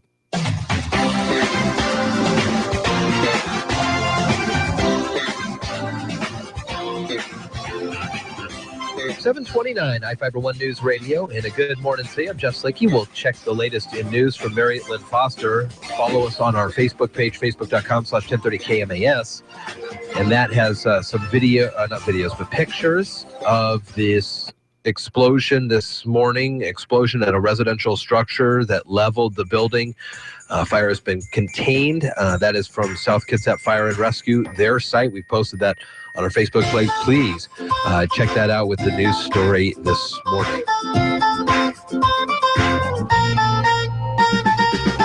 You're listening to Daybreak on iFIBER ONE News Radio. Local news is brought to you by Shelton Health and Rehabilitation Center. Find them online at sheltonhealthandrehab.com. From the iFIBER ONE News Radio studios, I'm Mary Lynn Foster. The Washington State Department of Health and the CDC have confirmed that a Mason County man is tested positive for Zika virus. This is the first case in the state. The man recently traveled to the South Pacific. The infection is not generally serious for most people, though pregnant women are at risk as the mosquito-borne virus has been linked to birth defects. Jennifer Beria from the Mason County Economic Development Council stopped by Daybreak to discuss the annual luncheon that happened on Friday, where the 2015 snapshot of activities was presented. In the snapshot, it's mostly what we've gone through in the last year. So it talks about the closure of Simpson. It talks about how our community came together. I think that that's probably what surprised people the most is how our communities come together. It could have been this detrimental thing, but the attitude around it and the welcoming of Sierra Pacific has been very positive. Yeah. So a lot of information in there about the Simpson selling and what the events that happened afterwards, the transition center opening, the Trade Act dollars coming into the support those workers, the 2 job fairs that we had.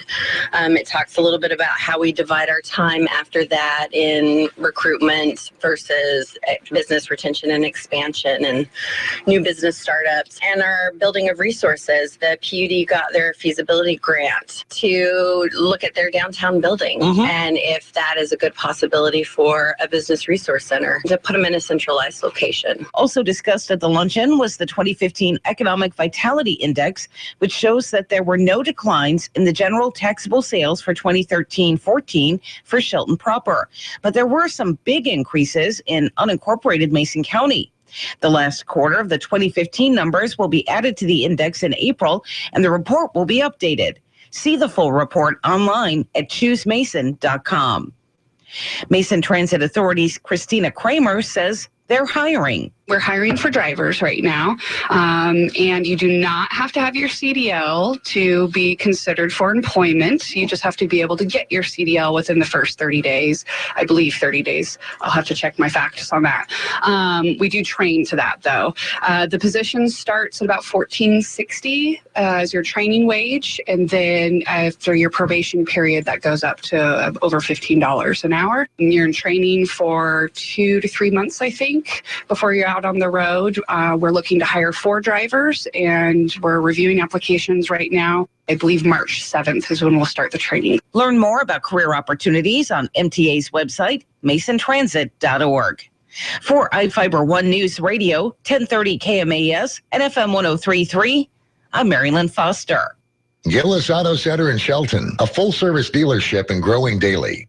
Our new general manager, Todd Huber, has over 40 years experience in dealership operations. We've reorganized our service team by hiring Chris Baez as our service manager. Chris brings a wealth of technical knowledge and customer service to our team. Our Gillis service and parts departments are open 6 days a week. Experience the all-new Gillis Auto Center in Shelton at the City Center Matlock exit and 24/7 at GillisAutoCenter.com. Previously on the Under the Hood show. This would be Glenn. Hey, Glenn, go ahead. I've got an 87 Honda that I just picked up for a song, like $100, and it runs beautifully at 305,000 miles. Quite impressive. But when you start it, you have to start it 3 times to get the automatic choke to kick in properly. So what, Glenn? It was $100. Go Under the Hood, Saturdays at noon on iFIBER One News Radio, AM 1030 and FM 103.3. Unfamiliar territory, losing in the fourth quarter. But that's when Steph Curry decided to do Steph Curry things. Hi, everybody. Dave Packer reporting on sports. Over to Draymond Green. Curry curls off a pick. Quick release from the corner and a splash! Curry's 5th three. On KNBR, Warriors beat the Hawks 102-92. Curry finishes with 36 points, 8 assists, and 6 boards. A day after an impressive win over Oklahoma City, Cleveland loses to Detroit 96-88.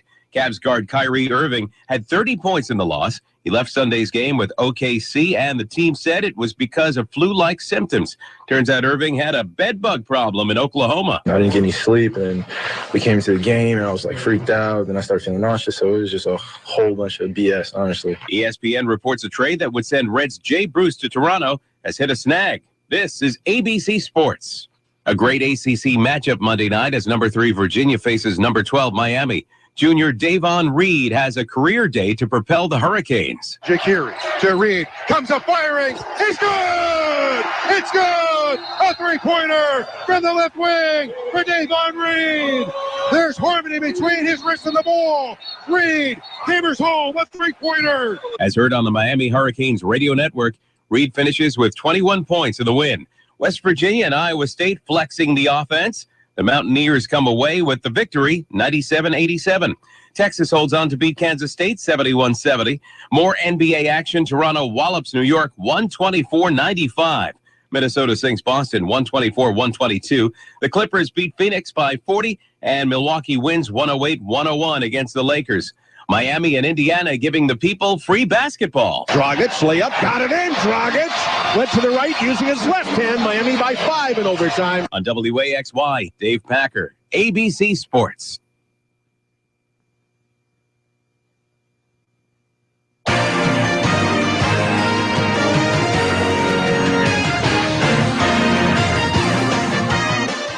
All right, good morning to you. It's Daybreak here at iFIBER ONE News Radio. I'm Jeff Slakey at 7:36. We are checking the world of sports around the Northwest. A Florida-based sports agent pled not guilty to charges of involvement in a conspiracy to illegally smuggle Cuban baseball players into the United States.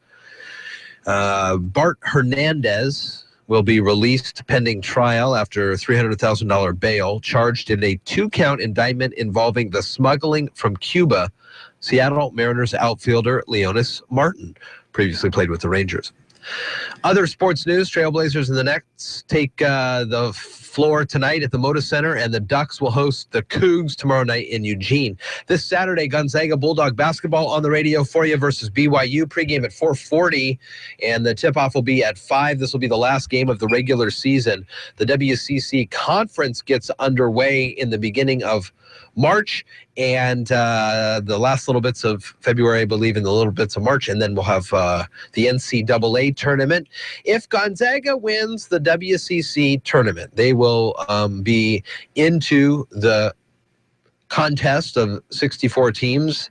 If they don't win that conference, there is some question by some folks that they may not be able to make it into the tournament this year. Some losses that came at inopportune times to teams they probably shouldn't have lost to may not bode well for an NCAA berth. We will follow that story along with the rest of the Gonzaga Bulldog basketball action here on iFiber1newsradio.com. Looking at a beautiful sunrise from Hurricane Ridge. To give us the forecast, here's Carol. Good morning. It is still a little cool out, 29, but it is clear and sunny. And today we will have some clouds mixed in with our sunshine. We'll reach a high of 55. Overnight is going to be a little cool, but not as cool, 36. And then tomorrow it'll be sort of cloudy, but the sun comes back out on Thursday. So right now, a little cool, but get out there and enjoy your day. It's 29 right now. Now, from the iFIBER ONE News Radio studios, it's Daybreak. Providing local news, sports, weather, and interviews to the South Sound's most important people. You. From business leaders to politicians, from activists for change to advocates for the poor, your neighbors and newsmakers are here on Daybreak. 7:39 at iFIBER ONE News Radio. We have a little timeline of events for you on some stories that just came in from the Associated Press. There has been a home explosion in Port Orchard. It is near Mullinex Ridge Elementary, about 1,000 feet away. After this explosion that happened about 4:30 this morning, they are looking, and it looks like Kitsap County school officials say they are assessing the damage at the elementary. The explosion early this morning shattered some windows at the school and then leveled the house at the scene. Officials say they plan to hold classes at the Port Orchard Elementary School pending the results of a safety inspection. Kitsap County Sheriff's Office said they're still trying to determine what caused that explosion. Residents of the home also at this hour are unaccounted for. Officials say the explosion was felt miles away. So we will continue to monitor that situation and pass it along with you. The other story bringing national news closer to home is the Zika virus. And we are learning this morning that the first case here in the state of Washington is associated with a 20-year-old man who is in Mason County. He traveled to the South Pacific. He's from Mason County. He's actually probably still in Thurston County, I guess. Or, well, that's where he went to get tested. He's from Mason County, Yeah. went to Thurston County to get tested after traveling to the South Pacific. It turns out that he has been, he has the Zika virus, Yeah, and he so has the we're Zika virus. learning more about that this morning. Those are some of the big stories here from the Northwest. It's 7:41 after a great conversation with Dan Griffey. We are expecting a phone conversation and a call in from State Senator and Mason County Commissioner Tim Sheldon this morning to continue to mention the story yesterday we had on the air with Tom Davis, concerned citizen, a little concerned about some of the verbiage in a new county code that was adopted to amend the county code to allow for off-county meetings, for meetings of the county commissioners to meet outside of Mason County. So that's some of the other things. We have some other guests in the 8 o'clock hour this morning we want to make sure you stick around for, including Sandra Herndon, who will be in to talk about the next Inquiring Minds speaker series out on Harstein Island. She'll be in at 8:15. And Seth Elson got a hold of us last week saying we've got some more information from the Salmon Center we want to pass along. That's all coming up at 8:45. Check out Sean Wells's video highlight for you of the 28th annual Matt Classic on our Facebook page, facebook.com/1030KMS. Also right on the front page at iFIBER1newsradio.com. You're listening to Daybreak on iFIBER One News Radio. Hi, everyone. This is Mark Tobert, your advertising consultant from iFIBER One News Radio. Are you missing customers because you only market to a specific group? iFIBER One News Radio can help you hit a larger group of buyers with our diverse audience. We are 24 hours of local and national breaking news, award-winning talk radio, and primetime sports, including local high school sports. What does this mean to you? This means our listeners listen longer to entire programs and don't switch to another station when a commercial comes on. Our coverage in the Puget Sound area hits over 500,000 listeners, including Mason County, Thurston County, Grace Harbor County, King, Pierce, Joint Base Lewis McCourt, and Kitsap County to the Bremerton Naval Base. All advertising is 100% tax deductible. So how can you afford not to advertise? Call me, Mark Tobert, at iFIBER One News Radio to become a total audience plan advertiser. Just call 360-426-1030. You know, there's nothing like the look and feel of a real newspaper. Award-winning writers in design, voted one of the best newspapers in Washington, the Mason County Journal has the news, opinion, and information you want. Full of colorful photos and great-looking ads, share it with family and friends. No electricity required. Look for us at over 80 locations throughout the county or visit masoncounty.com. The Mason County Journal, a big part of this wonderful place we call home.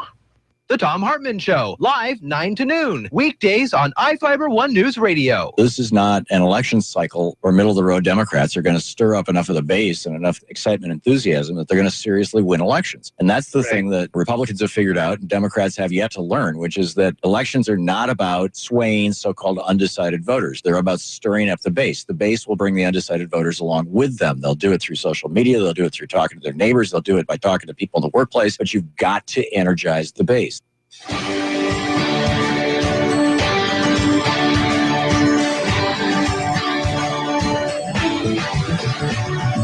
You're listening to Daybreak on iFIBER One News Radio.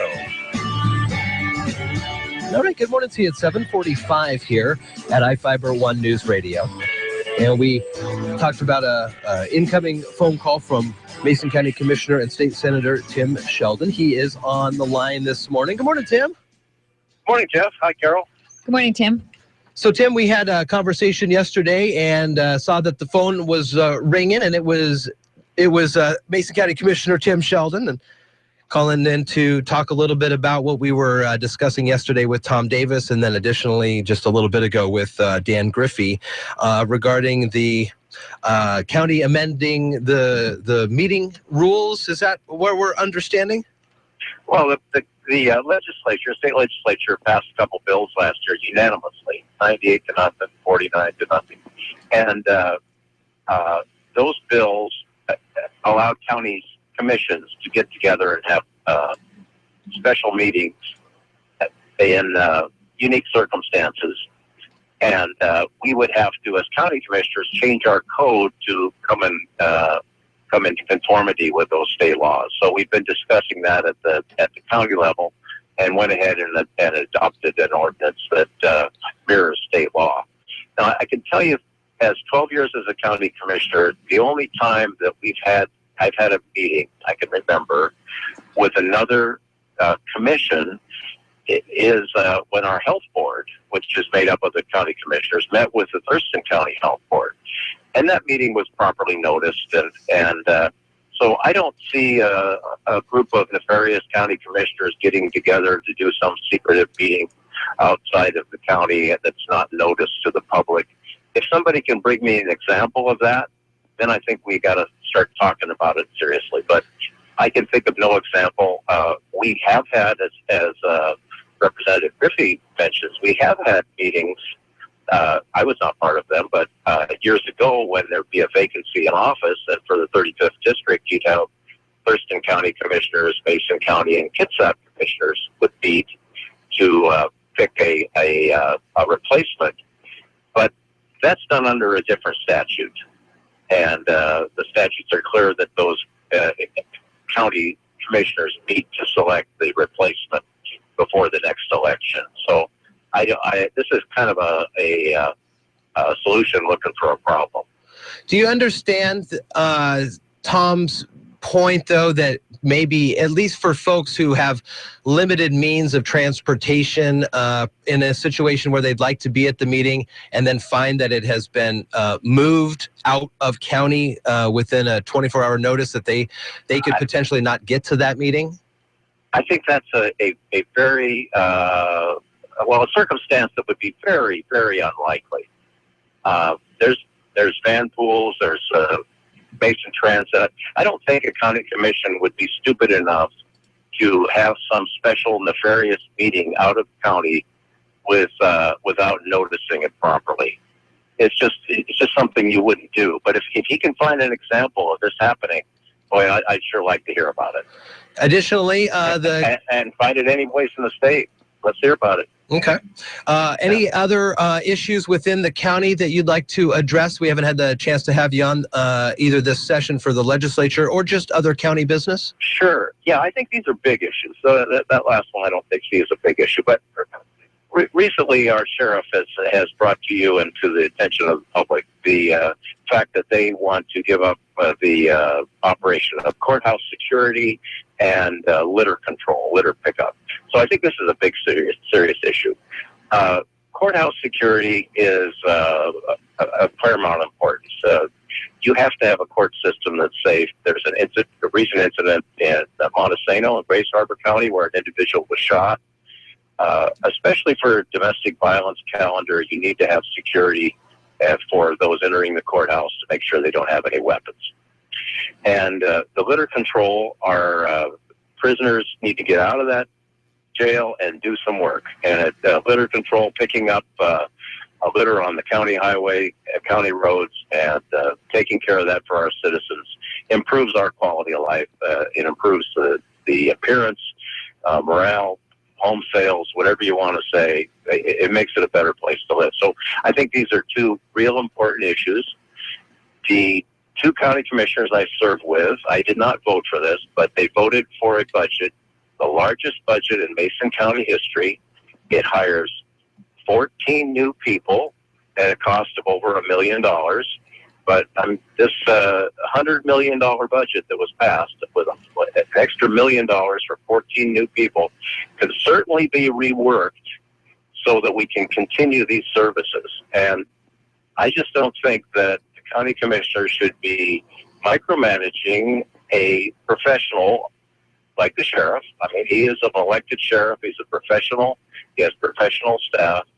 And what I'd like to see is the sheriff and the county commissioners sit down in the same room across the same table and negotiate this and re-rack our budget so we don't lose these essential programs.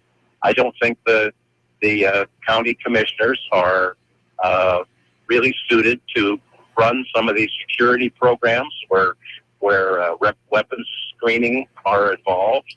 There's some union issues about who should be taking care of these positions.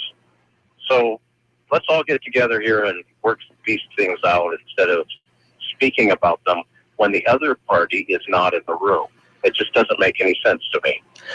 Let's talk a little bit about this courthouse security. Does it have to come from the sheriff's office? Is it because it's in the city limits of Shelton, it's a city issue, or because it's county business, maybe the state patrol would be a better suited fit? No, the state patrol would not be involved in courthouse security. But the city is called when there's an emergency because we are in the city. Mm-hmm. But because the sheriff's office is so close, they often come over. They'll drop anything to come over if there's an emergency. But to operate the courthouse security and the weapons screening, you could do that with security officers that are hired from professional firms, and some other counties do that. But what we have implemented in our county is the professional people at the screening desks, basically. But we also have a roving officer that goes to other courtrooms. Sometimes we'll have 3 different courtrooms operating at the county at the same time. So I believe that the sheriff's office is best suited for this. They are the professionals. They have the professional training to do this activity. And I think we just have to realize that this does cost money.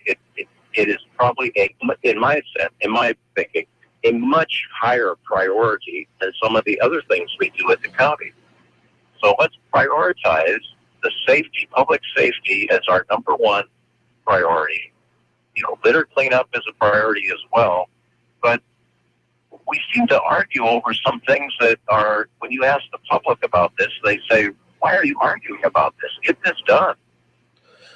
I'm confused on what we can ask inmates to do for litter pickup. How is that even part? How is that even part of the process? Well, there's many people that are serving a sentence and they're not in the jail. Uh-huh. They might have to go in on a weekend to serve the sentence.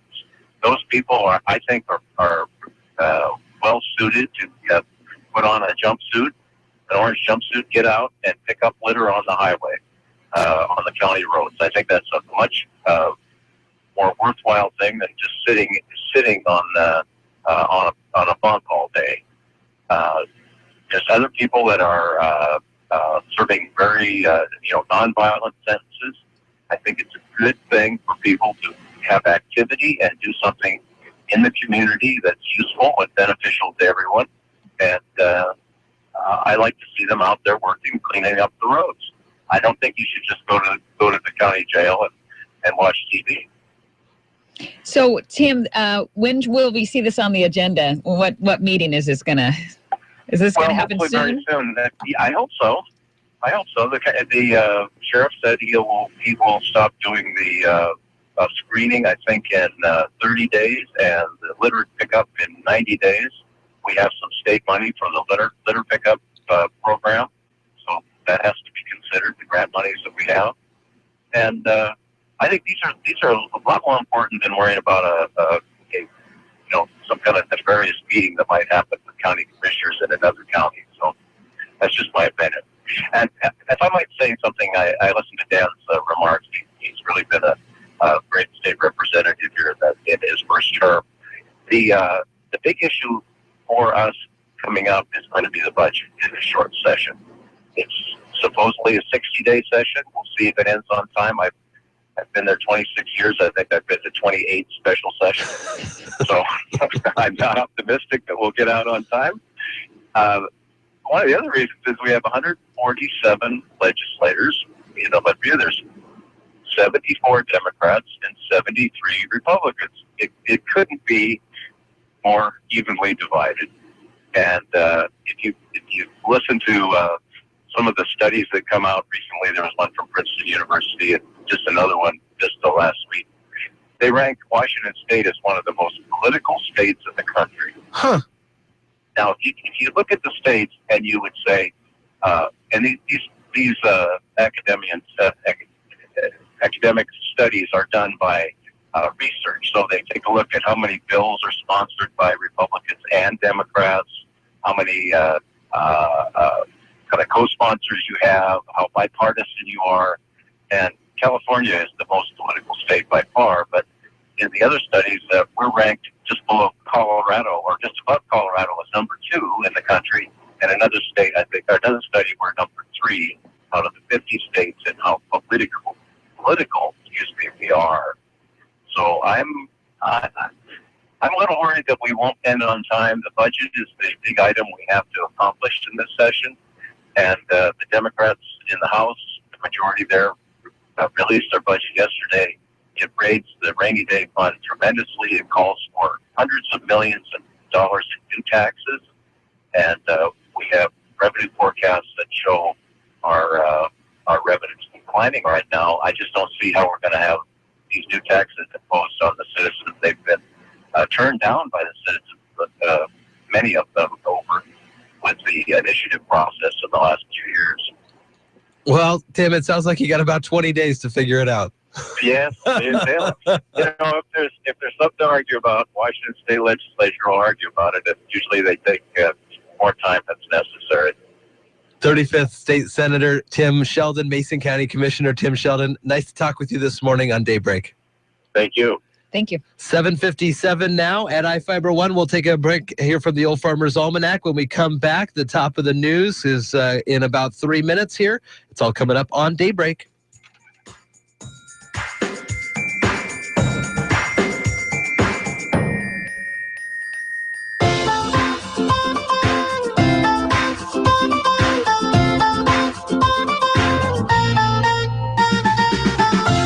Listening to Daybreak on iFiber One News Radio.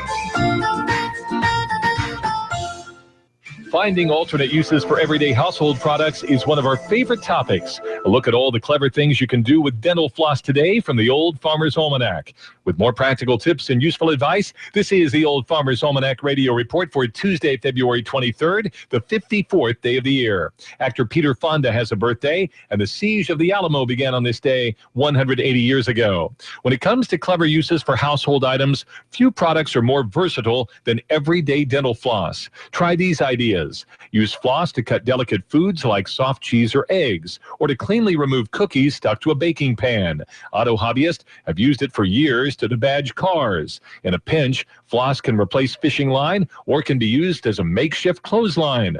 Got hard to reach dirt between furniture joints? Floss it. Dental floss can also be used anywhere you might use sewing thread. Oh, and don't forget to use it on your teeth, too. There is your Old Farmer's Almanac radio report. Learn more at almanac.com.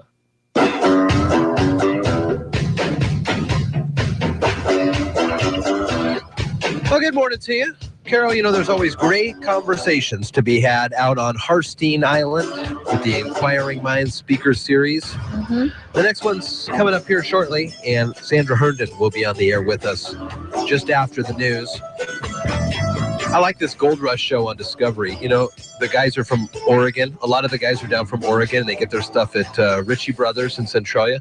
Well, the Discovery Channel show Gold Rush apparently planning to film segments in Northeast Oregon this year. The Baker City Herald, this is out of Baker, Oregon. The popular reality TV series will film segments at a Placer mining operation in southern Baker County. That's pretty darn cool. Have some more news on that and additional stories to pass along on Daybreak. You're listening to Daybreak on iFiber One News Radio.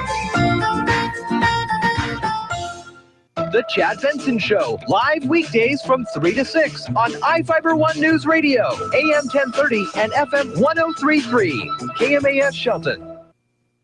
ABC News, I'm Karen Chase.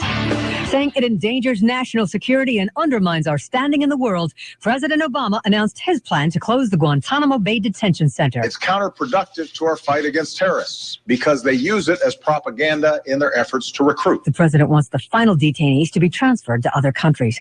Donald Trump is in Las Vegas and feeling lucky about his chances in today's Nevada caucuses. ABC Chief White House correspondent Jonathan Karl tells us Marco Rubio seems to be picking up some steam. You saw several United States senators, several members of Congress, governors, former governors, all coming out and endorsing Marco Rubio yesterday. Really quite a list, including Bob Dole, the 1996 Republican nominee. As Democrats Hillary Clinton and Bernie Sanders court black voter support ahead of the South Carolina primary, Republican candidate Ben Carson is saying President Obama was raised white, telling Politico the president grew up in Indonesia. So to say he identifies with black Americans is, quote, a bit of a stretch. Well wishes are flooding in for Missouri Senator Claire McCaskill in her battle against breast cancer. More from ABC's Ryan Barrow. The Democratic senator announced through a Tumblr post that she recently learned she has breast cancer. It was detected through a regular mammogram. Senator McCaskill saying, it's a little scary, but my prognosis is good and I expect a full recovery. She says she will spend the next 3 weeks receiving treatment and will post on her website how she would have voted on matters that come up in the Senate during her absence. Ryan Barrow, ABC News. Family members of San Bernardino shooting victims filed a friend of the court brief in support of the FBI in its call for Apple to unlock a terrorist's iPhone. Their attorney is Steve Larson. The questions that the family members have, the victims, they include, why did this happen? How could this happen? Why were they targeted? Are they still being targeted? When you get behind the wheel, put your emotions in park. A new study finds emotionally charged driving combined with distractions make you 10 times more likely to crash. This is ABC News. Control, do you like mortgages? Negative, over. Do you like rockets? Affirmative, over. Do you like rocket mortgages? I'm listening, over. Rocket Mortgage by Quicken Loans is the first on-demand mortgage machine that turns the entire mortgage process into a fast, powerful, completely online experience. Copy that, QL1. I'm going to go ahead and push this button in 3, 2, 1. Rocket Mortgage at QuickenLoans.com. Push button, get mortgage. Rocket. Equal housing lender. Licensed in all 50 states. NMLS Consumer Access.org number 33. 4, 3, 2, 1. Friday's first endless apps of 2016 begins now. Kitchen, we are a go. That's right. America's favorite guilty pleasure is back. And $10 still gets you endless rounds of your favorite app. Like mozzarella sticks, loaded potato skins, or 8 styles of wings. We're talking endless rounds of the best appetizers on earth. More endless apps for mankind. Endless apps are back at Fridays. Sucker that. As prosecutors build their case against Kalamazoo shooting suspect Jason Dalton, surviving victims are clinging to life. ABC's Mark Remillard has the latest. Abigail Koff, the youngest victim of Saturday's deadly shooting, continues to fight for her life. The 14-year-old remains in critical condition with her parents at her bedside. Her father, Gene Koff, says he has a message for the family of alleged shooter Jason Dalton. Our thoughts are with the Dalton family, who also are suffering at this time. We want his family to know that we don't hold anything against the family members. Koff's mother, Vicky, called Abigail strong and says she doesn't deserve what happened to her. Jason Dalton has since been charged with 6 counts of murder and 2 counts of attempted murder. Mark Remillard, ABC News. Home prices increased at a steady pace in December thanks to a strengthening job market and low mortgage rates. The Standard & Poor's Case-Shiller 20-City Home Index rose 5.7% year over year, the same as the previous month. Prices in Portland, Oregon rose nearly 11.5%. Prices in San Francisco and Denver were up 10%. Karen Chase, ABC. Local news is brought to you by Shelton Health and Rehabilitation Center. Find them online at sheltonhealthandrehab.com. From the iFIBER ONE Newsradio studios, I'm Marilyn Foster. The Washington State Department of Health and the CDC have confirmed that a Mason County man has tested positive for Zika virus. This is the first case in the state. The man recently traveled to the South Pacific. The infection is not generally serious for most people, though pregnant women are at risk as the mosquito-borne virus has been linked to birth defects. Jennifer Beria from the Mason County Economic Development Council stopped by Daybreak to discuss the annual luncheon that happened on Friday, where the 2015 snapshot of activities was presented. In the snapshot, it's mostly what we've gone through in the last year. So it talks about the closure of Simpson. It talks about how our community came together. I think that that's probably what surprised people the most is how our communities come together. could have been this detrimental thing, but the attitude around it and the welcoming of Sierra Pacific has been very positive. Yeah. So a lot of information in there about the Simpson selling and what the events that happened afterwards, the transition center opening, the Trade Act dollars coming into the support those workers, the 2 job fairs that we had. It talks a little bit about how we divide our time after that in recruitment versus business retention and expansion and new business startups, and our building of resources. The PUD got their feasibility grant to look at their downtown building, and if that is a good possibility for a business resource center, to put them in a centralized location. Also discussed at the luncheon was the 2015 Economic Vitality Index, which shows that there were no declines in the general taxable sales for 2013-14 for Shelton proper, but there were some big increases in unincorporated Mason County. The last quarter of the 2015 numbers will be added to the index in April, and the report will be updated. See the full report online at choosemason.com. Mason Transit Authority's Christina Kramer says they're hiring. We're hiring for drivers right now, and you do not have to have your CDL to be considered for employment. You just have to be able to get your CDL within the first 30 days. I believe 30 days. I'll have to check my facts on that. We do train to that, though. The position starts at about $14.60 as your training wage, and then after your probation period, that goes up to over $15 an hour. And you're in training for 2 to 3 months, I think, before you're out on the road. We're looking to hire 4 drivers, and we're reviewing applications right now. I believe March 7th is when we'll start the training. Learn more about career opportunities on MTA's website, masontransit.org. For iFIBER One News Radio, 1030 KMAS and FM 103.3, I'm Marilyn Foster. The craziness is returning to the kennel. Wiltshire behind his back with a dribble, and he scores. He's got Kornowski to his left, pulls up, shoots, scores, and a foul. Zags basketball from IMG. Corners, Nelson driving baseline, and a two-handed throw down dunk. Oh my goodness, Silas Nelson. From tip-off to the final buzzer. And throws it down with 2 hands. Follow the action all season long on your home for Bulldogs basketball, the Gonzaga IMG Sports Network. I'm attorney Harold Carr. During the past 25 years, more than 8,000 people have trusted me to handle their personal injury cases. I understand how an injury can disrupt your life and cause financial hardship for you and your family. At the law firm of Harold Carr, we have 5 attorneys and 19 staff members experienced with negotiating and litigating with insurance companies. So if you feel the insurance company is not dealing with you fairly, call me, Harold Carr. Let us deal with the insurance company so you won't have to. Car accident? Call Carr or visit us online at haroldcarrattorney.com.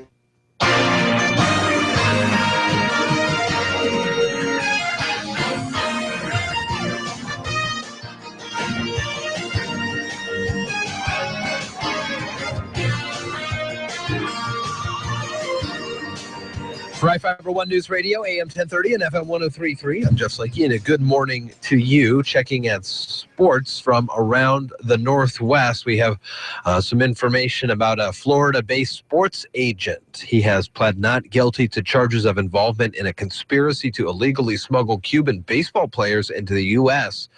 Named Bart Hernandez, charged with 2 counts.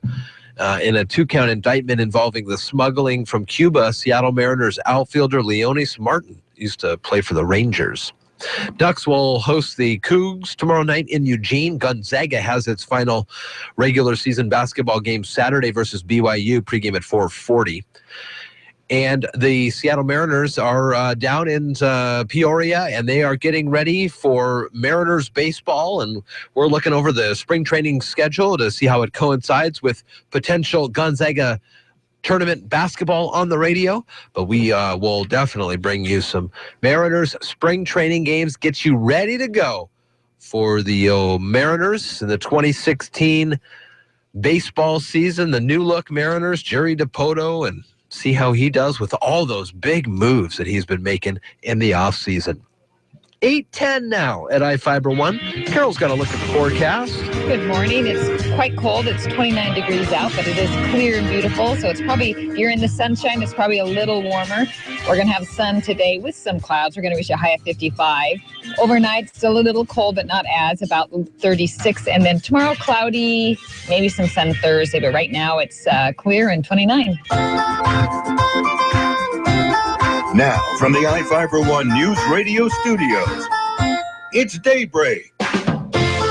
Providing local news, sports, weather, and interviews to the South Sound's most important people. You. From business leaders to politicians, from activists for change to advocates for the poor. Your neighbors and newsmakers are here on Daybreak. 8:11 now at iFiber One News Radio, AM 1030 and FM 103.3. Watch the show on our YouTube channel. Also follow us on Facebook, facebook.com/1030KMAS. Real easy to head over there. Our call letters here to the radio station. Surprising this morning to hear the news about a Mason County man affected of the Zika virus, and the Washington Department of Health have put out a press release this morning. Calming nerves? Well, it's, it's all over the place. So it's the greatest risk to pregnant women. So that's very concerning. But they have reported, Dr. Scott Lindquist from the state epidemiologist for communication diseases for the Department of Health, said the good news is, though it spreads through the bite of a mosquito, it's that we do not have that type of mosquito here in Washington. So the good news is, if you stay here, hopefully you won't get it. Right. If you practice, precautions. But if you travel, somewhere else, you could get it. It's not to say you can't bring back a mosquito, but you're less likely to contract it here, is what he's saying. And there is no vaccine right now to prevent the disease, and no specific medical treatment for people who are infected. So I don't know if is that calming to you a little bit, that you most likely will not catch it just living here, because those mosquitoes do not live in this area. I mean, it's a little calming, although I wonder how rapidly it transmits through the blood system. So here's my question. I hate to use this guy as the patient zero, but he is in Mason County. He's the only one that we know of. So if he got stung by a mosquito in South Pacific, whatever, now he's back in Washington.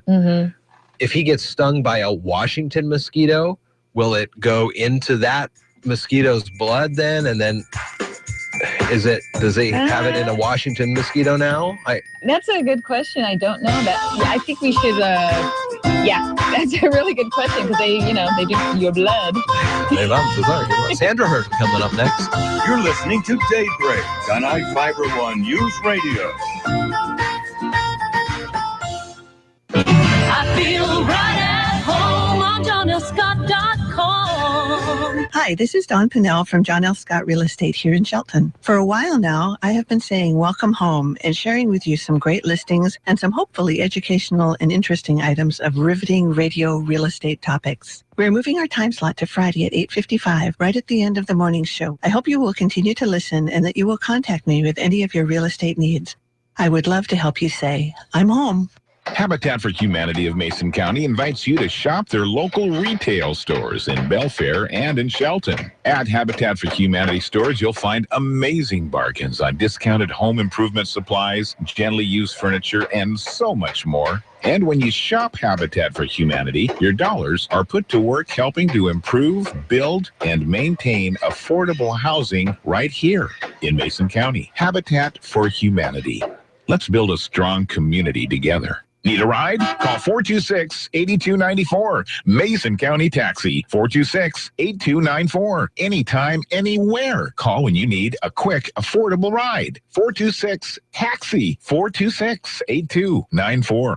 My name is Dale Pazinski. I volunteer with United Way to help the homeless in my community learn computer skills and build a basic resume. I don't just wear the shirt, I live it. Give, advocate, volunteer. Live United. Go to liveunited.org. Brought to you by United Way and the Ad Council.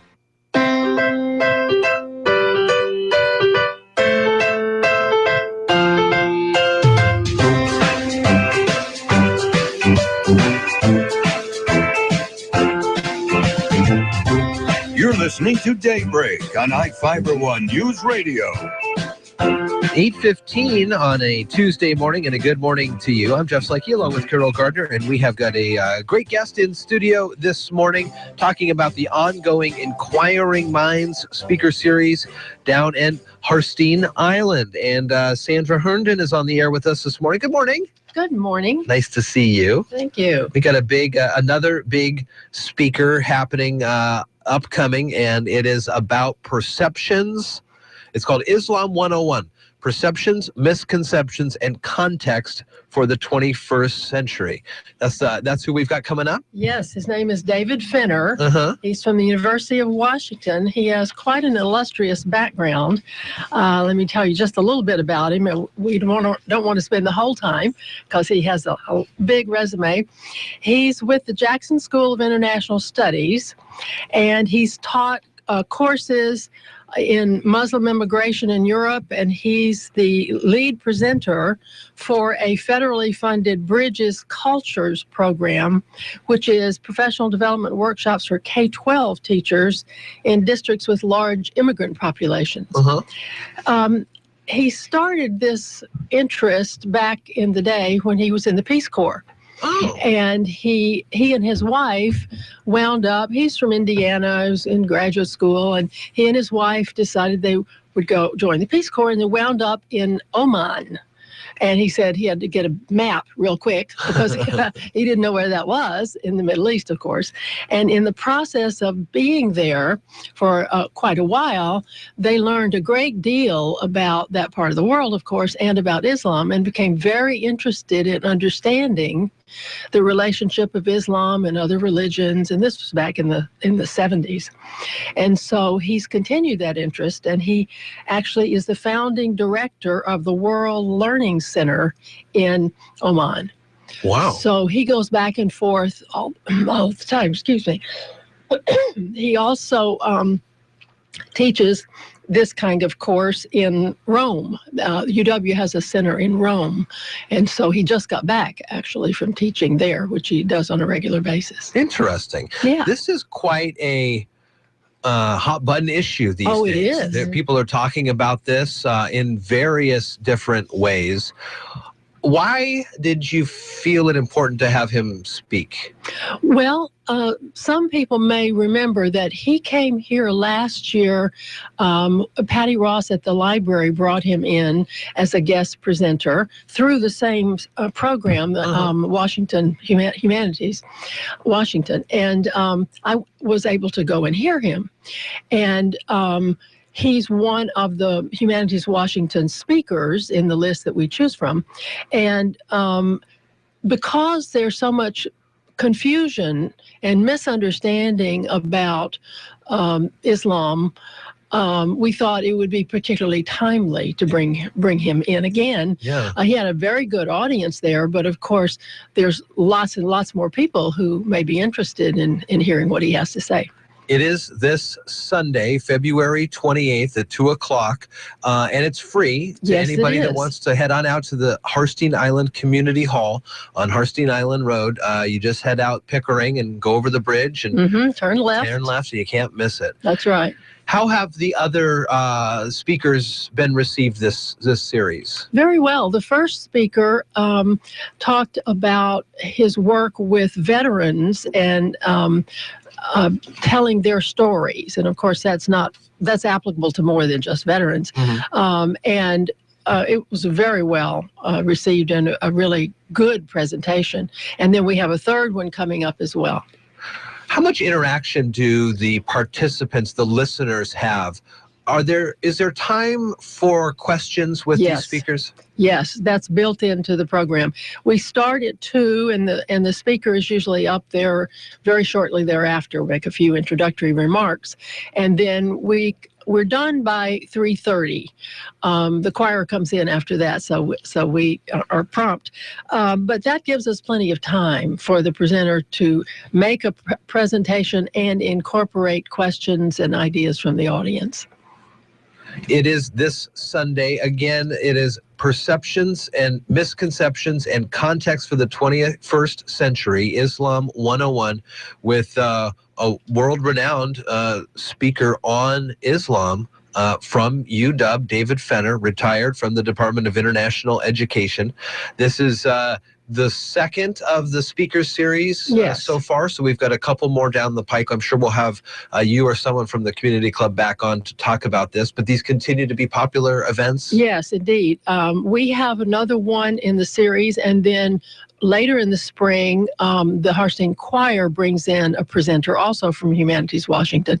So there are 4 on the island, and really quite interesting. And if I could just say another word about his topic, I think what's really interesting to me about it is those of us in the Christian tradition may I certainly wasn't clear about the relationships among the various traditions. It's referred to as the Abrahamic traditions, that is, the religions that grew out of what we think of as the Bible and related scripture. And so if you think about Judaism, which is the origin, right? And we refer to it as the Old Testament, and then there's Christianity, which we think of as obviously related to Jesus Christ in the New Testament, and then the third wave, so to speak, of that tradition is Islam, and Muhammad is the person that we see related to that. And each of those traditions has all kinds of complexities and variations. Not everyone who's a Christian believes the same way. Sure. Well, just as in Islam, there are different strands or categories of Islam. But one of the things that's important is that we're talking about a religion, we're not talking about ISIS. Right. And there's a lot of confusion about that because ISIS likes to claim it's Islam, just as there are terrorist organizations that have claimed to be Christian. The Ku Klux Klan comes to mind. Right. And so that's not what he's talking about. He's talking about the religious tradition and how it's shaped in different cultures, just like Christianity looks a little different in some places than it does in other places. So it's really fascinating. And I've noticed in limited lookings into the histories of all of these religions, there are certain stories that everybody of holds the same. I mean, there are a lot of flood stories, for example, or there are a lot of Genesis stories that have a real similar, once you get all the way down to the bottom, a very similar thread to them. Yes. This sounds like a very interesting speaking event coming up this Sunday. Again, 2 o'clock, Harstein Island Community Hall. The doors are open before that, I'm sure. Yes, they're open at 1:30, coffee pots on, and we encourage people to come early. The speaker will be there early, and there'll be plenty of time for questions, but it's always good to come early. Harstein Island Community Club, 3371 East Harstein Island Road. Head out Pickering there. You take a left across the bridge, and you can't miss it. The beautiful historic community club. Yes. Sandra, thanks for coming in. Thank you so much. It's 8:23 right now. We're going to step aside and take a quick break. Mary Lynn Foster's on deck. We also got to find out what's going on with the morning stock numbers from Karen Shade and Edward Jones. It's all right here on Daybreak.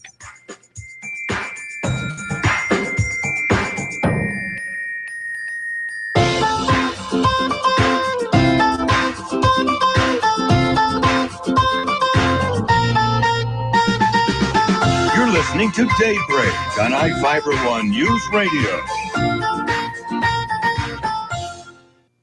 Having a new baby this year? If you just got the exciting news, Mountain View Women's Health has some more good news for you. The best prenatal and delivery care you could ask for is close to home and family. Mountain View Women's Health and the Birth Center at Mason General Hospital offer excellent care to make your prenatal and birth experience wonderful. Among the many great features is the personalized birthing plan that includes your choice of pain management, from epidural to natural birth. For more information, call Mountain View Women's Health at 426-0955. Mason General Hospital and family of clinics. Equal opportunity provider. Translation services provided. Mason General and family Understanding your finances is a key to a strong financial future. Don't be the one who gets left behind. Visit feedthepig.org for tools and tips to get started on the path to financial stability. This message brought to you by the American Institute of CPAs and the Ad Council.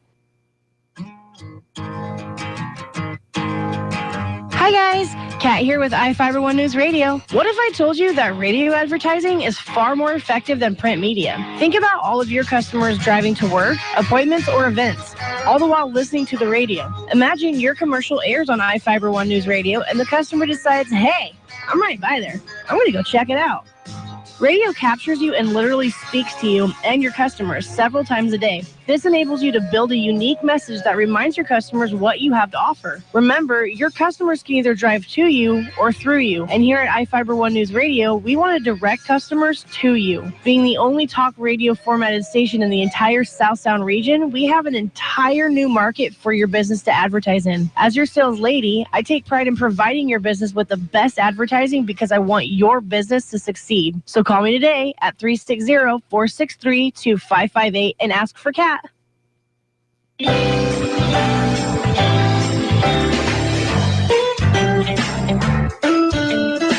From the iFIBER ONE News Radio studios, you're listening to Daybreak. We posted on our Facebook page, facebook.com/1030KMAS, the information about the Inquiring Minds Speaker Series that's coming up this weekend. Also on Facebook, Carol has been doing a bang-up job passing along information from an early morning explosion in Kitsap County. I believe the explosion was just after a reported earthquake about 4:30 this morning. Where are we at now? Well, about 25 minutes ago, the Kitsap Sheriffs tweeted that they are requesting search dogs to assist the area and also an ATF assistant to come in for investigation into the explosion. So there's really no new details other than they have a lot of ground to cover to try to figure out what exactly happened. And there still is no word on the two missing people. In addition to that, we had heard stories of Mullinex Elementary School, which is about 1,000 feet away, but the explosion was so intense that it shook and broke many of the windows, facing that area. So we are retweeting and reposting that information that you can follow us on Twitter at iFIBER ONE Radio if you tweet and stuff like that. It is 8:27 here at iFIBER ONE News Radio. We have continuing on this morning. Seth Elson got a hold of us from the Salmon Center with some new information to pass along to you, the listener. And we will have Kelly Johnson, who joined the Salmon Center in October, and Zoe Moskwa, who also was there in October, a couple of AmeriCorps members, sustainability coordinators. We're going to be talking about a link-up program that they're doing with the Pioneer School District and the Salmon Center's community garden. So another great conversation about the environment, the Pacific Northwest Salmon Center, and the folks that work up there near the Feller Wetlands. Morning stock numbers are coming up in just a second, and there is some new information on these methanol plants. There was a protest over the weekend. There was a protest, but they're having some public meetings. Thursday is going to have 2 more options for people to learn about it. It's going to be up in the auditorium, University of Washington, Tacoma. You can learn feature speakers of Tacoma Public Utilities and Northwest Gas Association. And if you're not able to make that, you can take a chemist activist, Wilma at the University of Puget Sound, and she's going to give a talk about, the effects of the methanol plant. So if you're up in that area, or if you is something that really concerns you, we have that on our website under odds and ends. That's going to be on Thursday. I mean, even if you don't live right there, if you have it all affects us all. Well, so they're going the thoughts that we had read yesterday that they're going to take something and turn it into methanol, which would then be sent over to China to make plastics. And it potential impacts on regional water and power supplies. Sure, so I bet it does. That is something that might be of interest to you. From Edward Jones, Karen Shade on the line. Good morning. Good morning, Jeff and Carol. Wait Good a morning, you have second. Sherry. Hey, Sherry. Hi, guys. Hello. Hello. Nice day today. It is, and we're inside. And I know, what's that about?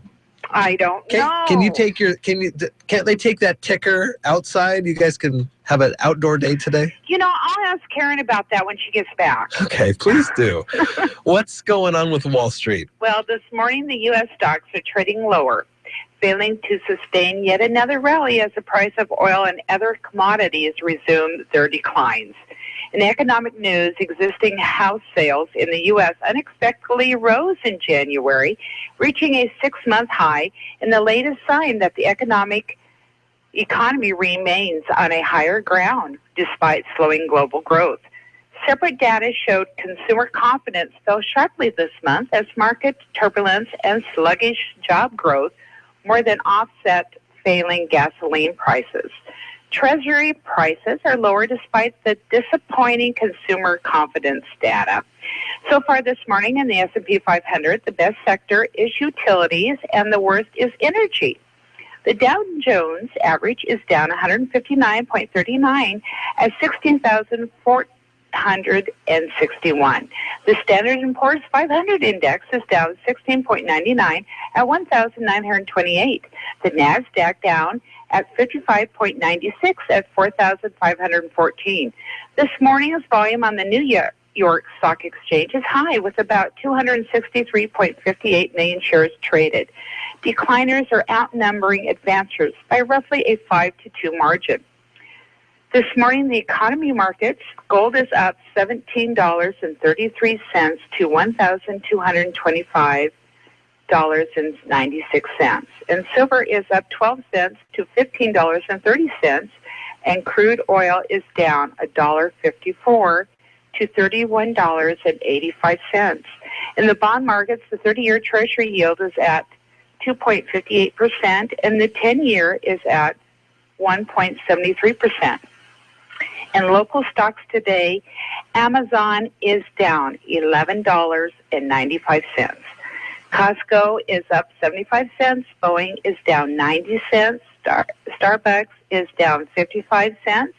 And Microsoft is down $1.09. This is Sherry at Edward Jones, a member of the SIPC, serving individual investors with personalized attention and long-term financial advice. We can be located at 1051 Southeast State Route 3, Suite E in Shelton. Or if you'd like additional information, you can contact Karen or me at 426-4590. Have a great day, everyone. You too. Right, bye. Bye-bye. 8:33 here at iFIBER ONE News Radio, and the latest in local news from Marilyn Foster is on the way. Brought to you this time by Fred Holmes Tree Service. From the iFIBER ONE News Radio studios, I'm Marilyn Foster. The Washington State Department of Health and the CDC have confirmed that a Mason County man is tested positive for Zika virus. This is the first case in the state. The man recently traveled to the South Pacific. The infection is not generally serious for most people, though pregnant women are at risk as the mosquito-borne virus has been linked to birth defects. Jennifer Beria from the Mason County Economic Development Council stopped by Daybreak to discuss the annual luncheon that happened on Friday, where the 2015 snapshot of activities was presented. In the snapshot, it's mostly what we've gone through in the last year. So it talks about the closure of Simpson. It talks about how our community came together. I think that that's probably what surprised people the most is how our communities come together. It could have been this detrimental thing, but the attitude around it and the welcoming of Sierra Pacific has been very positive. Yeah. So a lot of information in there about the Simpson selling and what the events that happened afterwards, the transition center opening, the Trade Act dollars coming into the support those workers, the 2 job fairs that we had. It talks a little bit about how we divide our time after that in recruitment versus business retention and expansion and new business startups, and our building of resources. The PUD got their feasibility grant to look at their downtown building and if that is a good possibility for a business resource center to put them in a centralized location. Also discussed at the luncheon was the 2015 Economic Vitality Index, which shows that there were no declines in the general taxable sales for 2013-14 for Shelton proper, but there were some big increases in unincorporated Mason County. The last quarter of the 2015 numbers will be added to the index in April, and the report will be updated. See the full report online at choosemason.com. Mason Transit Authority's Christina Kramer says they're hiring. We're hiring for drivers right now, and you do not have to have your CDL to be considered for employment. You just have to be able to get your CDL within the first 30 days. I believe 30 days. I'll have to check my facts on that. We do train to that, though. The position starts at about $14.60 as your training wage, and then after your probation period, that goes up to over $15 an hour. And you're in training for 2 to 3 months, I think, before you're out on the road. We're looking to hire 4 drivers, and we're reviewing applications right now. I believe March 7th is when we'll start the training. Learn more about career opportunities on MTA's website, masontransit.org.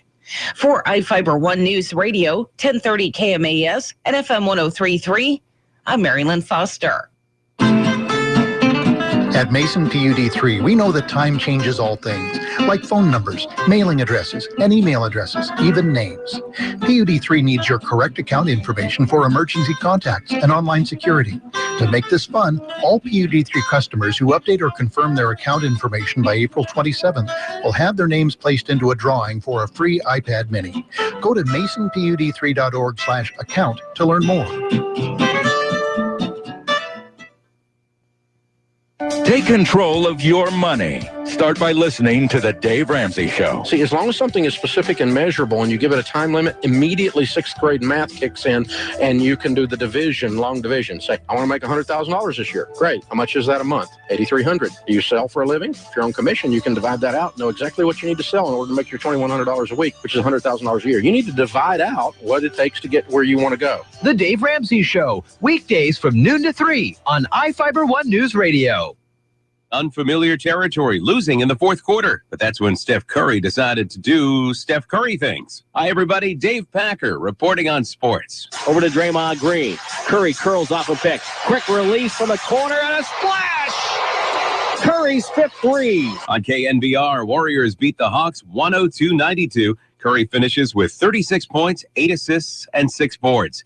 A day after an impressive win over Oklahoma City, Cleveland loses to Detroit 96-88. Cavs guard Kyrie Irving had 30 points in the loss. He left Sunday's game with OKC, and the team said it was because of flu-like symptoms.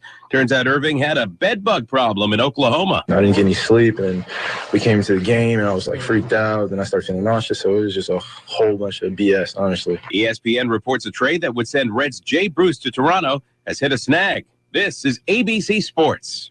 A great ACC matchup Monday night as number 3 Virginia faces number 12 Miami. Junior Davon Reed has a career day to propel the Hurricanes. Shaqiri to Reed, comes up firing, he's good! It's good! A three-pointer from the left wing for Davon Reed! There's harmony between his wrist and the ball. Reed hammers home a three-pointer! As heard on the Miami Hurricanes radio network, Reed finishes with 21 points in the win. West Virginia and Iowa State flexing the offense. The Mountaineers come away with the victory, 97-87. Texas holds on to beat Kansas State, 71-70. More NBA action. Toronto wallops New York, 124-95.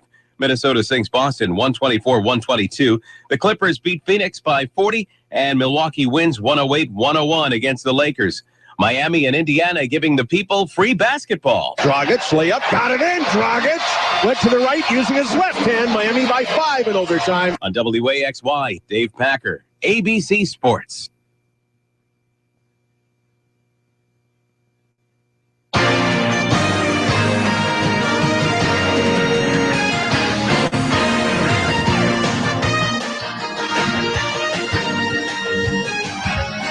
.39 at iFIBER One News Radio. Good morning to you. Jeff Slakey looking at sports for you. Florida-based sports agent pled not guilty. Charges of involvement in a conspiracy to illegally smuggle Cuban baseball players into the U.S.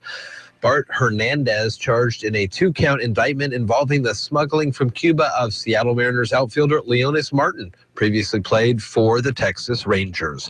Oregon Ducks hosting the Cougs tomorrow night in Eugene. Gonzaga has a basketball game on the radio on Saturday versus BYU.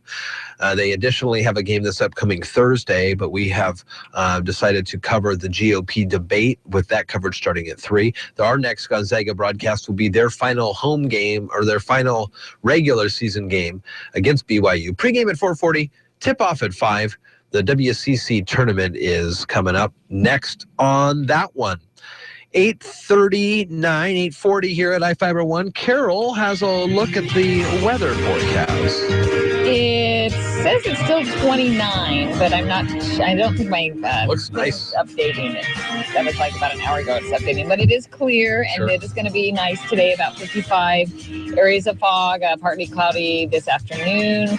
Overnight, a little cold, not as cold. And tomorrow looks like cloudy skies with some sun, and it's 57 tomorrow, and just going to get better. I like it. Yeah. It's a good forecast.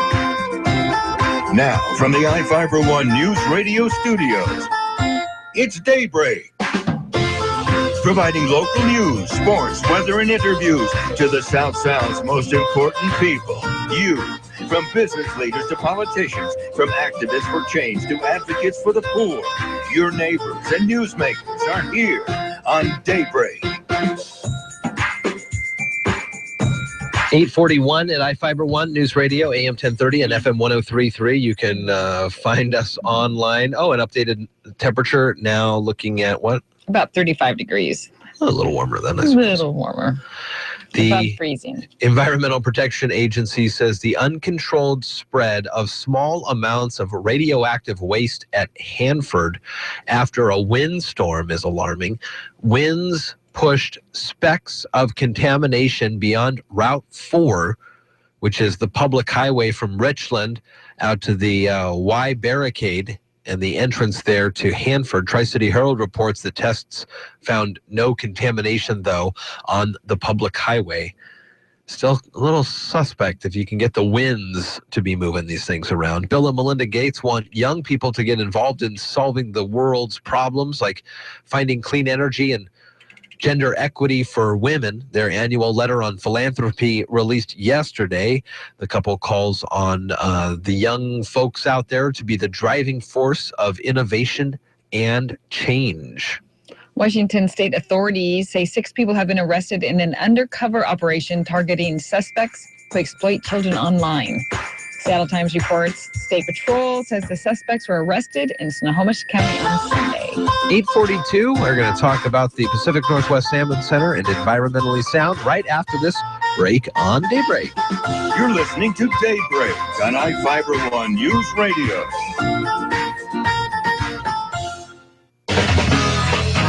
Taylor Shellfish is a proud sponsor of the Environmentally Sound program. For 5 generations, the Taylor family's been stewards of a healthy and prosperous Puget Sound. In partnership with nature, Taylor Shellfish brings you the freshest, most sustainable shellfish you'll ever eat. Visit their store at 136 Southeast Lynch Road. Open daily from 10 to 6, and they're online at TaylorShellfishFarms.com. Mason County Garbage and Recycling on Johns Prairie here in Shelton is pleased to offer safe and efficient removal services. Mason County Garbage and Recycling is always mindful of environmental standards and is continuously striving for the highest excellence. Mason County Garbage and Recycling, upholding your trust within the community. Questions? Call 426-8729. In Belfair, 275-4590. Hi, everyone. This is Mark Tobert, your advertising consultant from iFIBER 1 News Radio. Are you missing customers because you only market to a specific group? iFIBER 1 News Radio can help you hit a larger group of buyers with our diverse audience. We are 24 hours of local and national breaking news, award-winning talk radio, and primetime sports, including local high school sports. What does this mean to you? This means our listeners listen longer to entire programs and don't switch to another station when a commercial comes on. Our coverage in the Puget Sound area, it's over 500,000 listeners, including Mason County, Thurston County, Grace Harbor County, King, Pierce, Joint Base Lewis McCourt, and Kitsap County to the Bremerton Naval Base. All advertising is 100% tax deductible. So how can you afford not to advertise? Call me, Mark Tobert, at iFiber One News Radio to become a total audience plan advertiser. Just call 360-426-1030.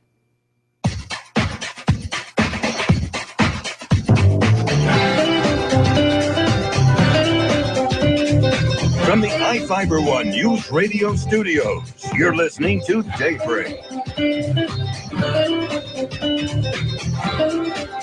Well, good morning, everybody. It's Daybreak here, iFiber One News Radio, AM 1030 and FM 1033. I'm Jess Likey, along with Carol Gardner, and we got some great guests in studio today. Seth Elson from the Pacific Salmon Center called me up last week, says, got some things to talk about. I'm going to bring in some new AmeriCorps members. We're going to... Some professionals so we can talk about this stuff. We are happy to have AmeriCorps members who joined in October to the Salmon Center, Kelly Johnson and Zoe Moskwa. Good morning, ladies. How's it going? Thanks for being here. Thank you for having us. First things first, where are we from? I am from New Hampshire, Okay. Goffstown, New Hampshire. Nice. Yep, and I'm from Bowling Green, Kentucky. And you find yourselves out here. Yeah. Culture Farthest shock away. when you show up. Did you have any idea of what you would be getting yourself into with this AmeriCorps deal out here at the Salmon Center? No. Take that as No. Yeah, no. We were given a brief overview of what we'd be getting into, but I think when we arrived at the Salmon Center property, it was pretty surprising what we found.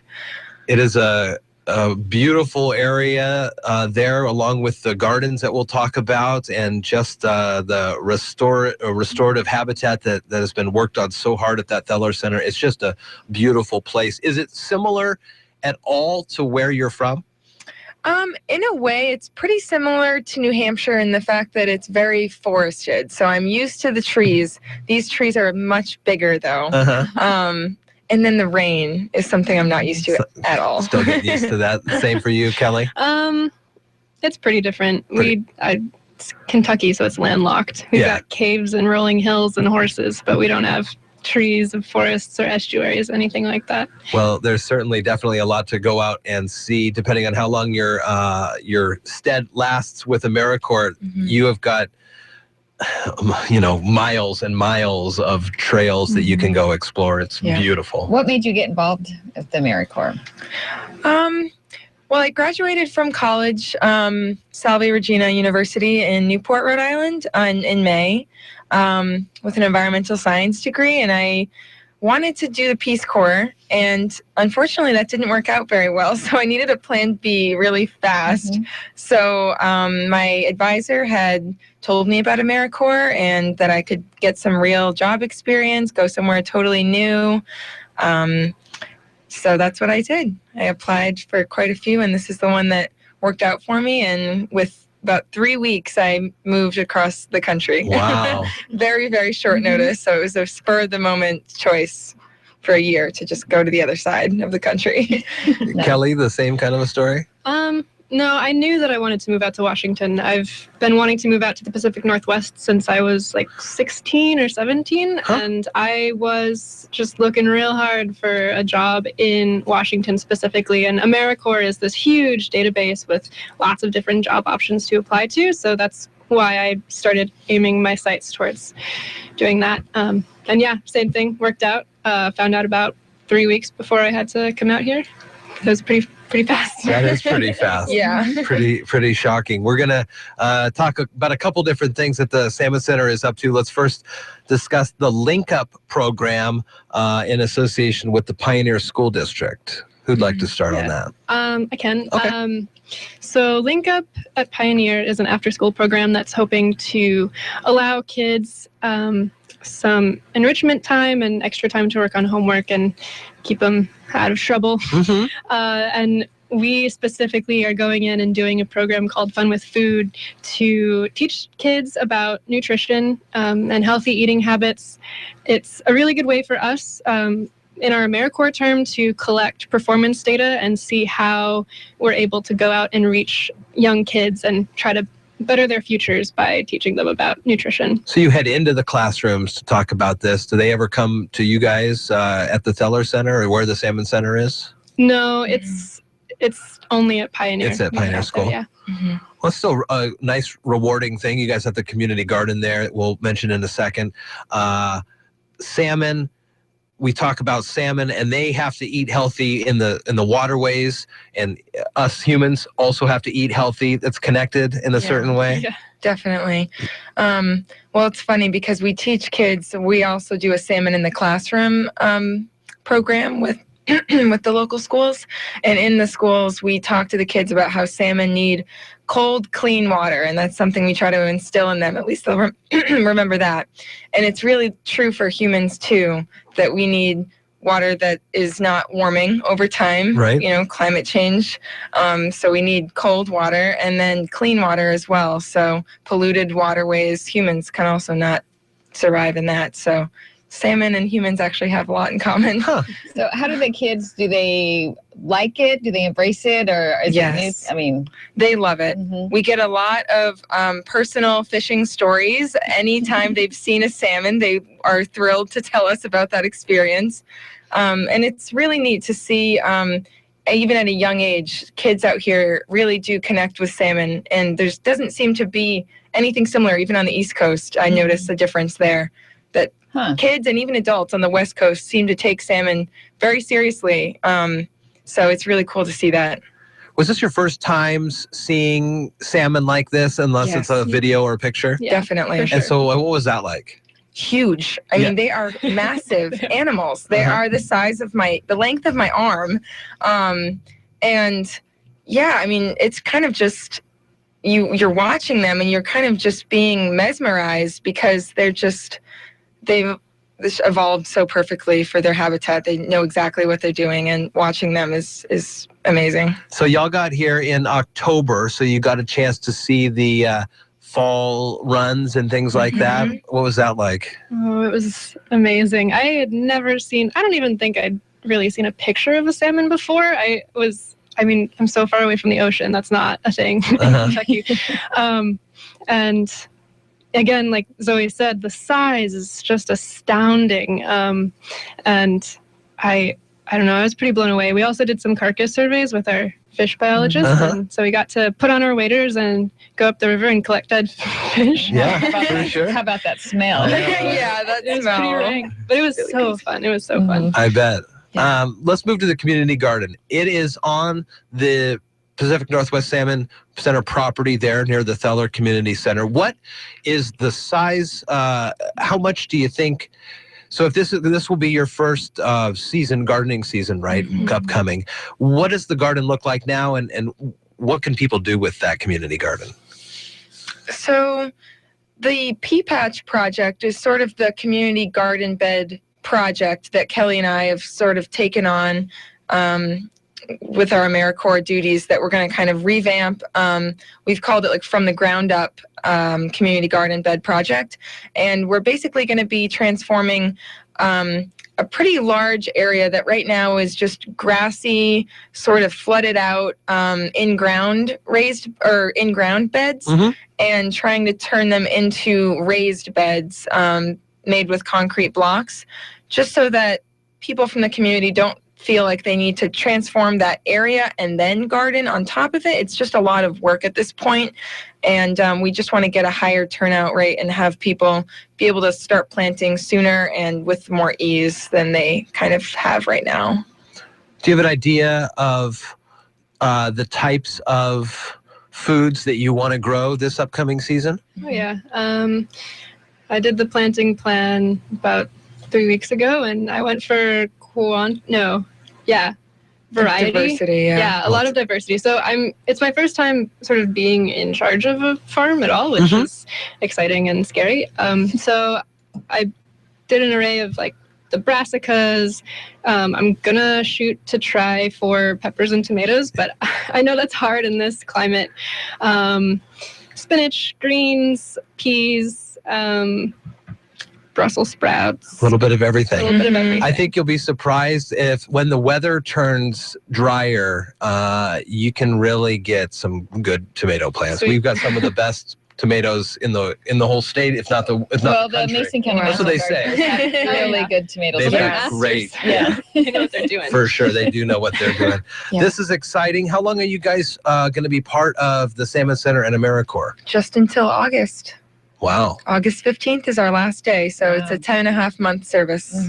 We're almost about halfway through. Amazing. Yeah. I can let you know that I've interviewed many AmeriCorps members who then have since decided to stay in the community and make great roots in the community. So if this turns out to be a place, I think we love hearing from the AmeriCorps members. They always bring great insights from different parts of the country. It's pretty darn cool. Right. And this is something you would recommend to anybody that's graduating from college or Definitely. Or even high school. Even high school. They have some programs that you can do if you're 18 and up. So yeah, it's definitely a program that can really reach so many desires of people, whether they want to help people, help the environment, nature. You can do all different things within AmeriCorps and really kind of feel like you're making a difference in like a small community.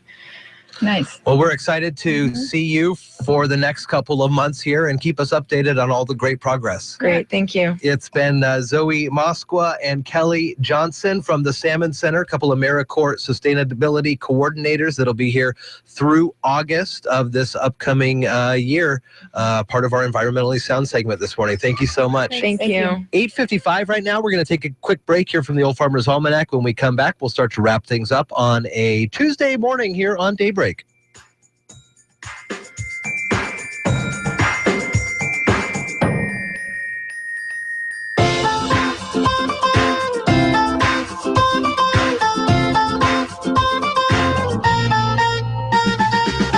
You're listening to Daybreak on iFIBER One News Radio. Finding alternate uses for everyday household products is one of our favorite topics. A look at all the clever things you can do with dental floss today from the Old Farmer's Almanac. With more practical tips and useful advice, this is the Old Farmer's Almanac radio report for Tuesday, February 23rd, the 54th day of the year. Actor Peter Fonda has a birthday, and the siege of the Alamo began on this day 180 years ago. When it comes to clever uses for household items, few products are more versatile than everyday dental floss. Try these ideas. Use floss to cut delicate foods like soft cheese or eggs, or to cleanly remove cookies stuck to a baking pan. Auto hobbyists have used it for years to debadge cars. In a pinch, floss can replace fishing line or can be used as a makeshift clothesline. Got hard to reach dirt between furniture joints? Floss it. Dental floss can also be used anywhere you might use sewing thread. Oh, and don't forget to use it on your teeth, too. There is your Old Farmer's Almanac radio report. Learn more at almanac.com.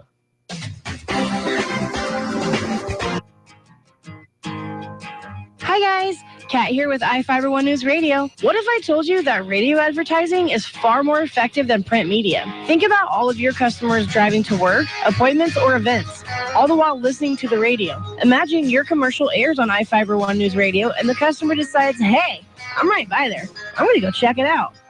Radio captures you and literally speaks to you and your customers several times a day. This enables you to build a unique message that reminds your customers what you have to offer. Remember, your customers can either drive to you or through you. And here at iFIBER One News Radio, we want to direct customers to you. Being the only talk radio formatted station in the entire South Sound region, we have an entire new market for your business to advertise in. As your sales lady, I take pride in providing your business with the best advertising because I want your business to succeed. So call me today at 360-463-2558 and ask for Kat.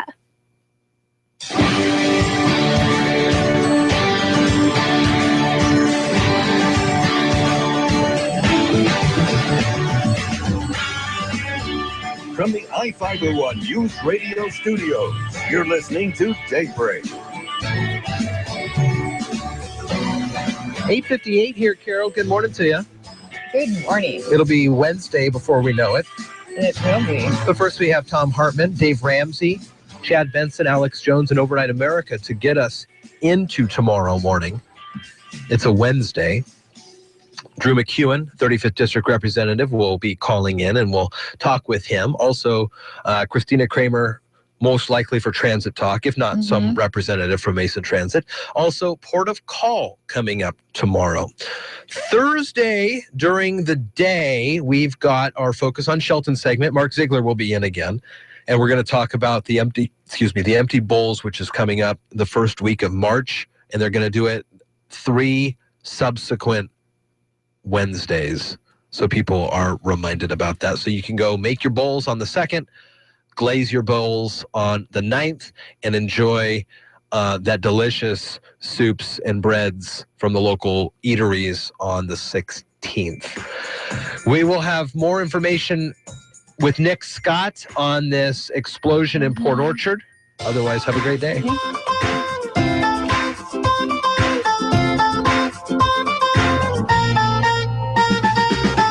You're listening to Daybreak on iFIBER One News Radio.